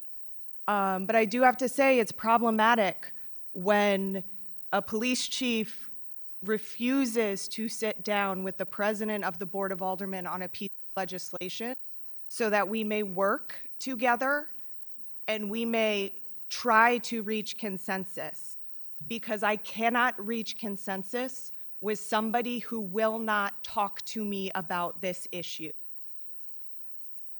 And so I hope that this can be a lesson for all of us at the board to engage in authentic conversations, to put away the politics, to recognize ourselves as policymakers, and that our job is to listen to folks who come here and lobby and want us to do better day in and day out. We get a lot of emails into our president of the board account. We've gotten very few emails in opposition to this piece of legislation. You would think that the majority of the emails we get were in opposition, seeing some of the discourse that has happened at the board around it. But that really hasn't been the case. Even folks who are more conservative leaning tend to agree that oversight is needed. I mean, we have legislation that is moving in the General Assembly to ban red light cameras and to ban license plate readers and to put surveillance over drone or to put regulations over drones. And these are not bills that are being forwarded by Democrats. They're bills that are being forwarded by Republicans. And the promise and the potential, as Mr. Pruitt said earlier, of local control was that we might actually do the work to build some better relationships. And sometimes it feels like we are the dog that caught the car, that we got this police department, and then we've been reluctant to put in place best practices to ensure that police department works effectively for everybody in our city, not just a select few. And on a personal note, something that I wrote on social media, I've been going through IVF for the last 2.5 years at this point in time. We have a bill moving in the General Assembly right now that would give personhood to embryos, meaning that any embryos that I get that were discarded could be considered murder, right? And so we know that when there are camera systems that can monitor who is going to reproductive health care clinics or places that are seeking gender affirming care or places where you're getting IVF, that even if our local police department is not doing anything nefarious with that data, I do not trust the state of Missouri, nor do I trust a federal government under Trump to use that data in ways that is going to protect people like me who are seeking to have a child, who have to go through IVF in order to get pregnant. And so sometimes I think we lose the forest through the trees, and I think we lose sight that checks and balances are good, that part of good government means community hearings and asking questions and bringing in experts when we don't know things to give us more information. And that's the mindset that I hope that we take to the board, because I know that I've learned a lot through these hearings so far. Last week, when there was the data security person, that kind of scared the bejesus out of me, because who knows how many out of date and antiquated security systems we have in the city government right now that make it extremely easy for data to be put at risk. And that is something we should not take lightly. In the private sector, we can choose whether to use apps like Facebook or X or whatever. And if we don't want to abide by their terms and conditions, we have the choice to not sign up, to not use it. But when it comes to government surveillance, there is not an opportunity for our public to opt out. And if they cannot opt out, then we must at minimum be acting with their consent. So whether the alderman from the 14th opts to take a vote today or not, I'm not sure. I'm committed to coming back and having as many hearings as we have to get this over the finish line, and I'm committed to continue to work with him, sit down with every member of this committee who is willing to, in good faith, tell us what your issues are. Because when we hear the issues, we've been, I think, demonstrated that we've been willing to work, to amend, to modify things to make sure that we get the language right, that we consider multiple perspectives on this. And to me, that's what the beauty of this process is hearing those different perspectives and creating something that may not be perfect, but at least has more than one viewpoint that has been attached to it.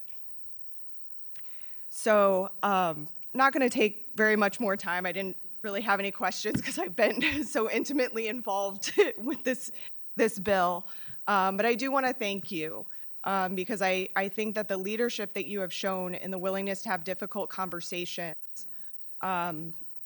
even when the goalpost moves in front of you, is something that is admirable and something that I'm hoping as a board we can get better at having honest conversations so that we can actually work through and amend bills in ways to create consensus instead of operating in this yes or no binary that we've been stuck in. There's a way to get to yes if we're all willing to come to the table and actually have those conversations.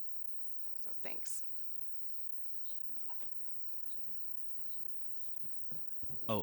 So it looked like the Alderwoman Clark Hubbard's hand went up just before you, but we'll go to her and then we'll go to you. Alderwoman Clark Hubbard, please proceed. Thank you so much. I have not been in a position to, I guess not haven't been in a position, I choose not rather, to address some of the things that have been said, not just in this hearing, but the hearing before, right? Everybody knows how much value and weight I put in the committee process, in the hearing process, and being able to hear from our constituents. But everybody also knows that no, that is not the only way that we hear from our constituents. And to be fair to my other colleagues, I just want to make sure that I put out in the space that yes, there is a way to get to yes.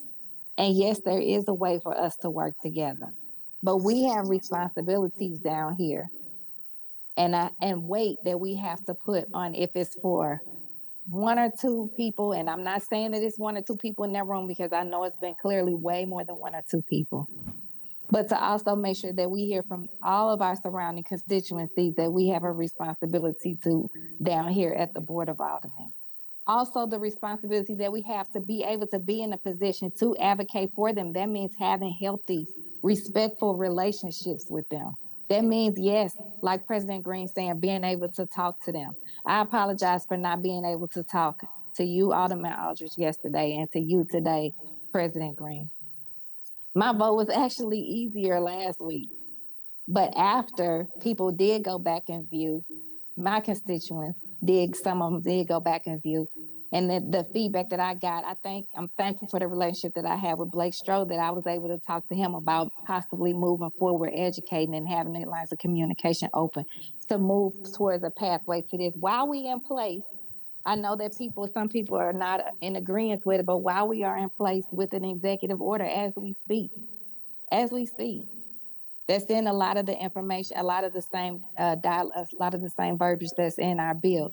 But there are some really valid concerns in the bill where it is now. And I think in a respectful way, and we all know here at the board, we can do this talking, but if we want to go down to brass facts and what some other things that have been done to get us to this place, that's a whole nother light that we can shed on this too. So if we want to move forward in good faith as a board and we want to build this relationship as a board, then I think asking for some more time to work on these really valid concerns that are not against oversight. You could check my record and check how in the valuable relationships that I have with hopefully people that are still in that room that can hear me. I'm not against oversight. I'm not against the people being able to be engaged in something. I've done the exact opposite of that. But I also am for respectful ways for us to come together for the greater good that's not going to have unintentional consequences that I've heard thrown around in this meeting all day. That I was given a real example of, if this was in place, something that I'm dealing with right now for people in the community right now, that it would adversely impact. And so as I'm learning, as everyone else is learning and communicating and talking with each other and showing up, I think that if we want to move forward in a real way towards it, then that this time right here, and let's be real, this time right here for us to come to the conclusions that we need to come to with this committee sub. If it passed out today, it would be second read on Friday, then we go down for 2 weeks and we don't come back until the 25th. We ideally have another chance to have a committee hearing. And it doesn't have to be where the people, I hear people saying they don't want to keep showing up. I'm sorry, I want you all to keep showing up. I want to keep hearing from you. My cell phone number's out. Text me, email me, do whatever we need to do. I've actually even talked to Blake about having a town hall, some kind of public hearing about this again, so that people can be fully informed about most of the things that we continue to get pushback on. Nobody is nefariously running around saying we don't like each other. Nobody is nefariously running around saying we don't like the people. Nobody is nefariously running around saying we don't like the police. And if I'm over speaking for somebody, feel free to chime in. But for myself, it's about working towards the greater good. And some of the things that are being pushed and said here, they are not creating consensus. They are creating divide. And if you could see the text messages, the emails that I received, even just during this hearing, let alone the other hearing, again, something that I've been working for and fought for and advocated for and legislated for myself. This is a hard position to be in, to now say, make sure this makes sense so that nobody, again, with the unintended consequences, gets hurt because people can get hurt. So I'm asking, I do have one specific question that was asked by someone that I asked for the public because we are here in public conversation.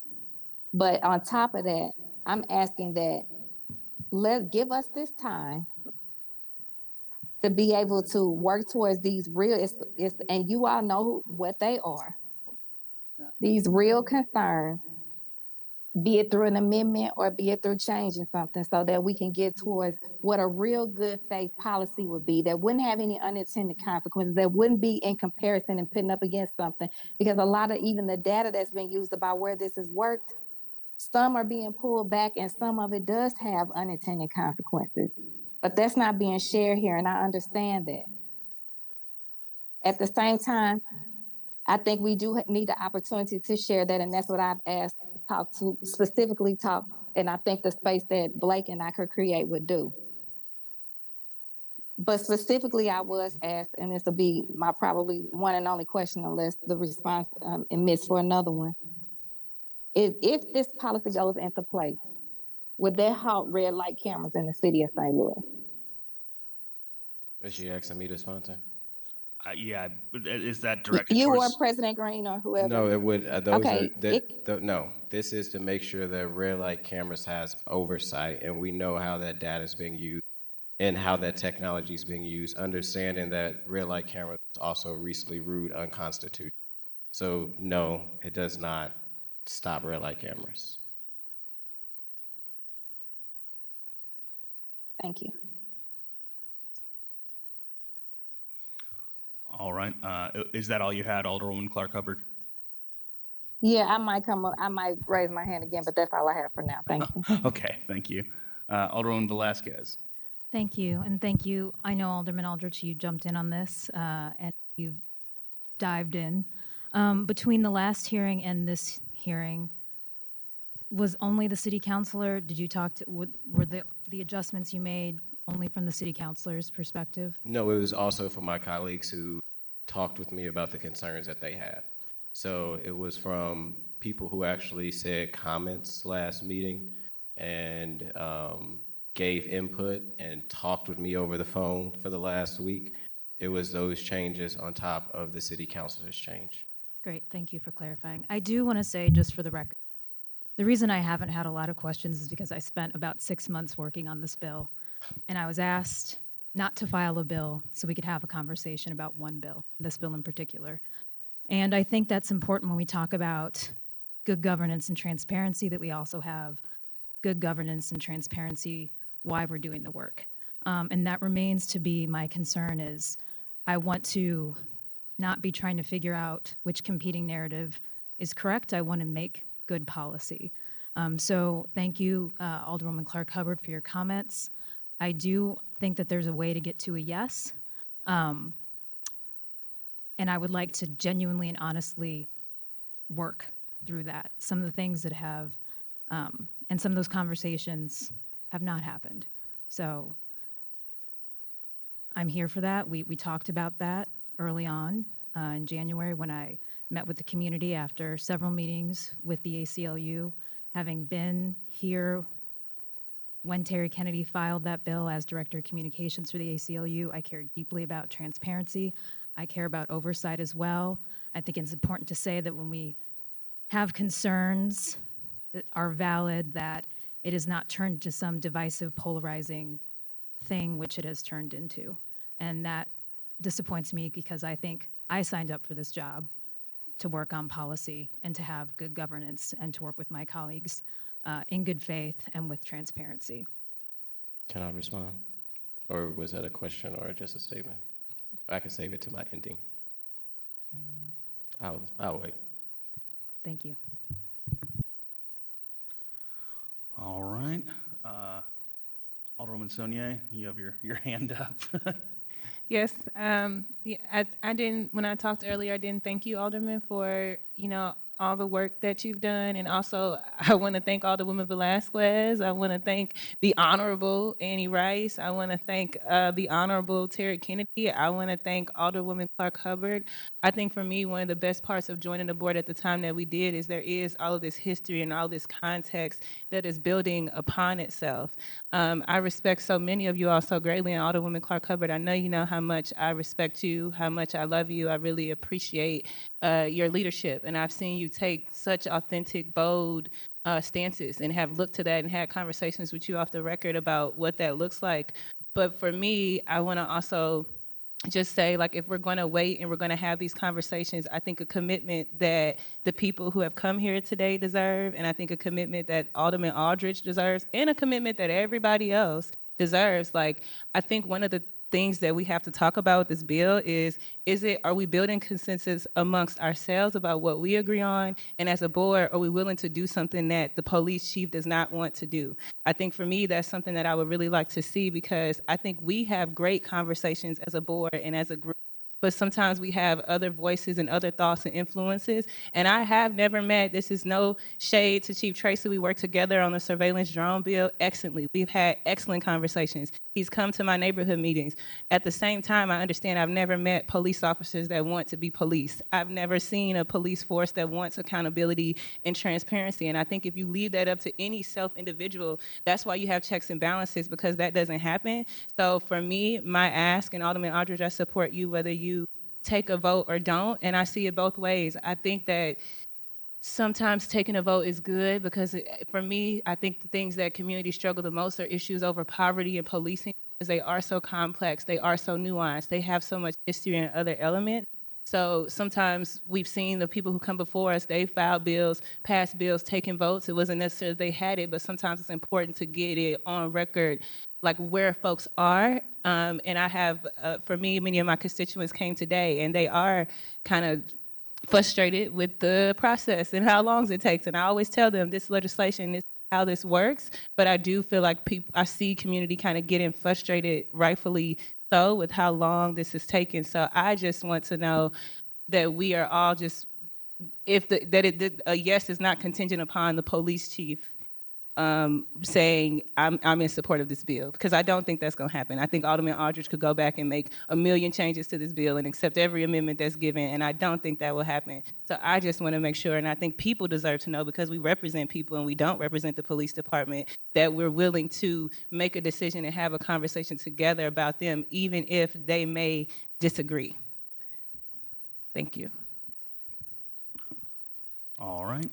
May I say just one thing? Sure. I think the Alderwoman on screen's hand went up just before yours, so I'll go her and then you, if that's all right. Alderwoman Clark Hubbard. Now you know I'm going to yield to President Green. It's fine. All I was going to say is that throughout this process, what is helpful in being able to make changes, at least from my perspective, is having tangible things. And the amendments that aldermen from the 14th brought today were all tangible things that either members of this committee or other members of the board came to him and said, this section or this line item or the way this is worded is what's giving me pause.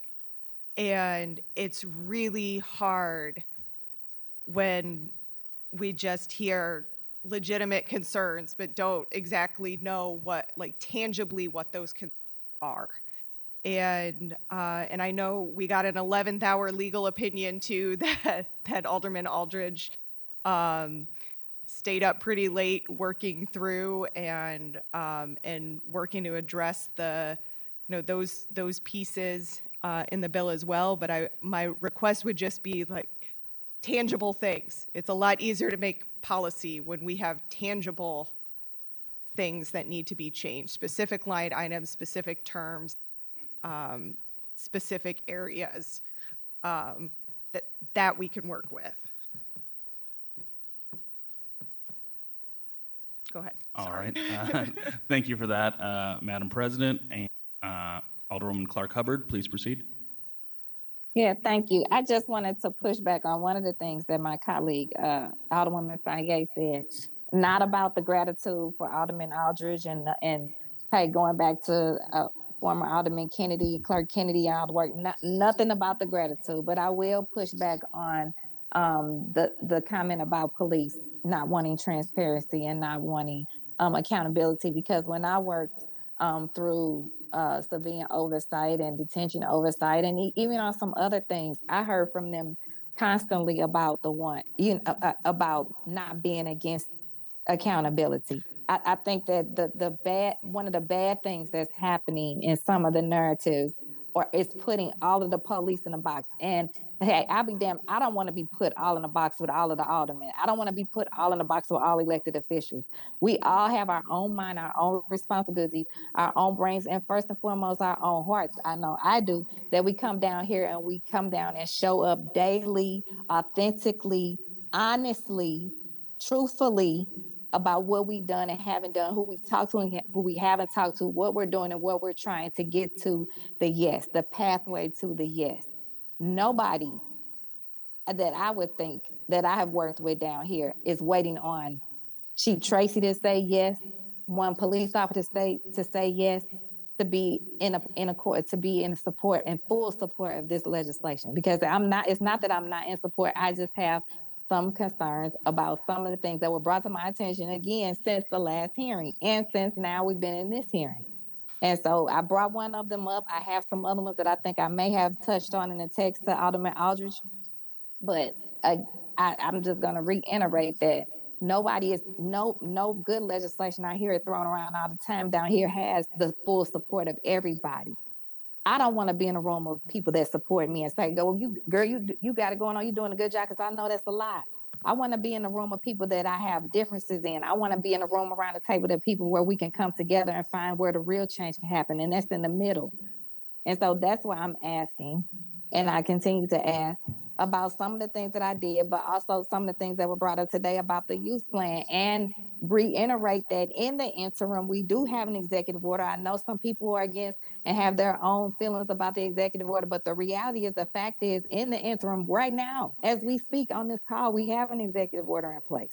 And we can continue to work on this to get it to a place that it can come to where we can all move it across the finish line. Or if enough of us want to move it across the finish line how it is, I respectfully say, okay, but who have to answer for my vote and for the people that are reaching out to me, and even people that are reaching out to me right now in that room that I value and respect the relationship with, I still have to be at peace with knowing that some of the things that are in here are not going to adversely impact and adversely affect people that I have the responsibility of being down here advocating for.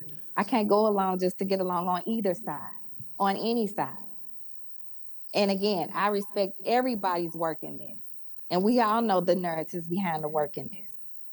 But I think that asking this right now and knowing that some of the people that have concerns now didn't get it in the time that we got it, and maybe didn't get it even right before this meeting. For us to have continue to have these conversations, continue to do the work like Alderwoman Velasquez said.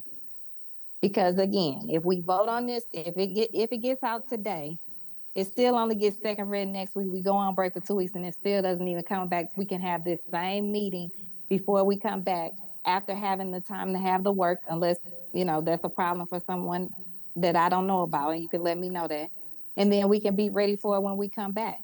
Because if the narrative was that this was passing for the red light cameras and we wanted to pass it in tandem, and the work that we were going to do in tandem with that, then, which is why I asked about that, because there were some concerns that this would shut that down altogether.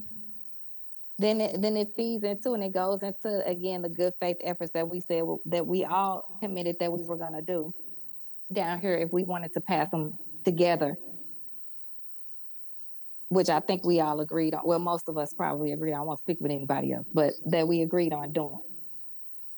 So again, thank you to everyone. I echo the gratitude for everyone in the room, on the call, in the emails and the text that's calling. But this is a part of it. This is a part of the communication. And some people are more comfortable having conversations here than in private settings. Committee is where it happens. So, thank you again. All right. For letting me speak again, Chairman. Absolutely. Yeah, so I just want to thank you, Alderman Aldridge, for your work on this. We've had ongoing discussions since you filed this bill. Correct. You know, we're on the third iteration, I think, of this now. The third committee's substitute. Yeah. Correct. And you know, I think we're making good progress. I want to thank you for addressing some of the concerns that I had brought up. Thank you know, for there bringing them were up. some issues that I was concerned about putting the city in breach of contracts.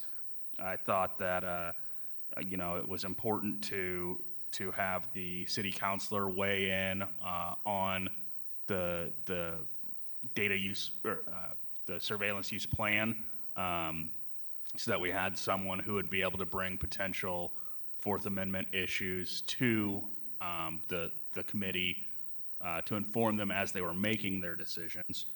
But I still, well, and we talked about the special taxing districts. I'm glad Mr. Connolly jumped in on the call today to bring that up, because that's a. I think that'll be in the next session. I think that's we'll be working on that, because it's a whole big problem package. And for some people, wards, we vote on them in HUD. So, but you know, I do want to commend you, but I also want to make sure that we're not furthering down the road of a two-tiered justice system here in the city, which is something that I've spoken at length about, and I won't bore anyone with today. But I share the concerns that I hear from some of my colleagues about on the potential for any individual piece of technology to become a political football, basically, and that we're going to bicker over that in the use plan. And I know that both you and I and the president and others have stayed awake at night trying to come up with what the solution may be there to get this thing across the finish line. There's a few more smaller concerns that I have. I know we had talked about an appeals process of sorts. I believe that was also discussed with the advocates in a meeting when some of us were in transportation and commerce, but I know that there was a meeting that happened with community activists regarding that. There's also some concerns that were recently raised about the sunshine laws that I want to make sure are addressed appropriately. And we heard from a lot of people about the voices that we've heard here in committee, and I think it's really important that we take into account the voices in committee. But I want to be clear, at least in my ward and the Fourth Ward, we have very robust neighborhood associations who are happy to weigh in on anything and everything. And I am hearing concerns regarding this at those meetings. When I talk to people at those meetings, I am hearing concerns about that. And so I have to weigh those concerns with what I hear in committee. And I'm committed to continue working with you on this, whether it's in the dying days of this session or as we move into, you know, any future session. But right now, this just isn't at a place where I can support it today. I'd be willing to have a committee hearing on Monday to continue the discussion. I don't want you to think that I'm trying to pull the rug out from under you. We're just not there yet, in my estimation, and we're getting closer. Like I told you yesterday, we're getting closer. And if you think about the march that we've been on this thing, from Terry Kennedy through former Alderwoman Rice's work to you now filing this, it's the work is being done, and we're getting closer. And it doesn't seem to me, from what I'm hearing today from the committee members, just my quick, back of the napkin math, that the votes are there. It's your prerogative whether you'd like to call for a vote today. So with that, I'll leave it with you, whether the ball is in your court, however you'd like to proceed, Alderman. Well, thank you. First, I want to, since I'll have the last word, I think it's important because it's a lot of statements that have been made that is not about the legislation or statements about statistics. I mean, we can all know that statistics, I know that was a talking point from the first meeting, and we've also seen how crime in our own city of St. Louis hasn't always been on the low. I want to clear something up because I think it's important, especially as this is public. And you can look on the Board of Aldermen and see when this bill was filed. I think and I'm always, even as an activist, willing to, at one point I thought I wouldn't be willing to compromise. I've had legislation where I've heard them several times to get input to try to figure out how do we get to a good spot, right? I guess my irritation a little bit with some members, and I think honesty is important. There has been 2 members on this committee that gave substance of change, of what is their holdup. I'm in my office every day. My door is always open.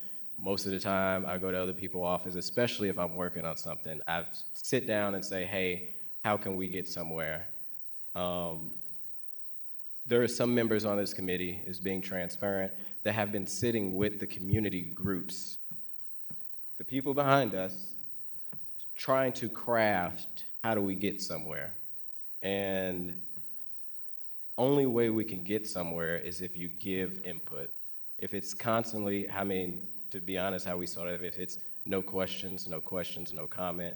And I do appreciate Alderwoman Clark Hubbard for shooting me a text and letting me know where she could be. And I know I called her several times and she said she didn't, but only way I can, or we can get somewhere on this legislation is I need to know where people are. There's been several times that I talked to committee members and it's nothing. So I assume if you have no concerns, okay, you're gonna be with it. At least, like I say, I respect the ones, even if they were a no, that brought up concerns to maybe get them to a place that would get them maybe to a yes, right? This is a second hearing, and from the first hearing to the second one, I've reached out to some members and still got nothing. And then we get to this hearing and say, I have concerns. We all got each other's number. These reports, since it's a committee sub, it was sent to each public safety committee member within 38 hours advance to our hearing. If you have questions on the use plan, the approval process, the existing technology, whatever in the document, again, only way I would know those concerns if members come and say what those are. And it is, I don't think nobody on this committee is against oversight. I think some of us may look at it differently. I don't think we're against oversight. We passed Board Bill 82. I just heard that, is this slowing down the red light cameras? When we did 82, was right to know. Even though that's already in policy, we talk about the EO, we have something. Well, what is bad about codifying something into law? It may be in policy for the police department, like what we've seen with the cards, but we also codified into law. We also said, as we're going to do enforcement, as we're going to make sure that our streets are safer, we also can do transparency and oversight. We did that with 82 and Alderwoman Kara Spencer bill, which I commend her for being willing to actually work in a way where it was actually collaborative to get to a place where we can get it passed. I am not in a rush to get it done. I know the community has been working on this for a very long time, to the point where Alderwoman Rice have had this bill for last 2 years. There were several co-sponsors on it. Again, ACLU sent out a survey that several committee members said, yes, I support CCOPS. When we were running for office, I call it oversight of technology. Hey, it's different strokes, different folks, right? But and then we get to like the table, and we get here and we still are unaware of like what, I get to the table and I'm still unaware from some of my colleagues what those concerns are. If it's been getting a text message today or reaching out to a colleague for the last 3 days and saying, hey, where are you? Have you read it? Or somebody who's been part of the conversation from the very start and has not raised one substance like policy, how it all played out, the emotions of it. We've had those hard conversations. And so we want to do that again, but the substance of how we get somewhere so that we can actually get somewhere, because I'm not trying to do nothing to hinder the department, but also think it's just as important that the community have input in those pieces of technology that is used. Only thing that I would ask my colleagues on this committee is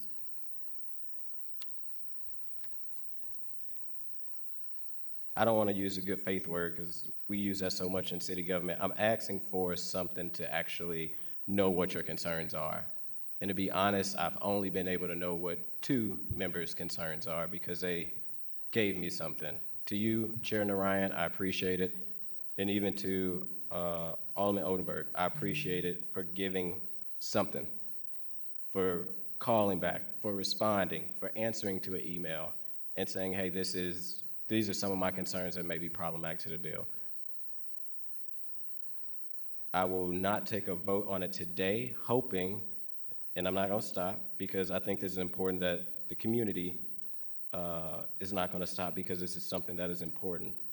I won't hold a vote today, but in hopes that we can actually, I'm not talking about no narrative, I'm not talking about none of that, I'm talking about being able to call me and say what the concerns are, can sit down and talk about it. Not you, I'm saying. I was just going to say, just so that it's abundantly clear where I'm at with it, let me know when you want the hearing. I'll let the clerk and STL TV know, and we'll have a hearing. And I appreciate that, and you have been transparent and saying, hey, when do you want to do that? That's what I'm asking for from all my colleagues on this committee, to give me some substance of concern so we can negotiate how do we get to a place where we can get everyone, and not everyone to a yes, but it won't be perfect. The community has gave up a lot. This bill is, every time we come back, the 3rd iteration of this piece of legislation. They are willing, even as people look at them as activists and radical and all that, they have gave up a lot of changes in this piece of legislation, from Annie Rice bill to what I have. I would love for my colleagues to be able to work with me to get somewhere and actually give me some substance and not just concerns. And that's all I have. All right. Well, I guess with that, we will move to the acknowledgement of any written testimony. We had 2 in opposition. All right. Then do we have any announcements from the committee? No announcements. All right. I believe all members were present today. They were. All right. And with that, I will entertain a motion to adjourn. So moved. Second. All in favor signify by saying aye. Aye. We stand adjourned. Say goodbye.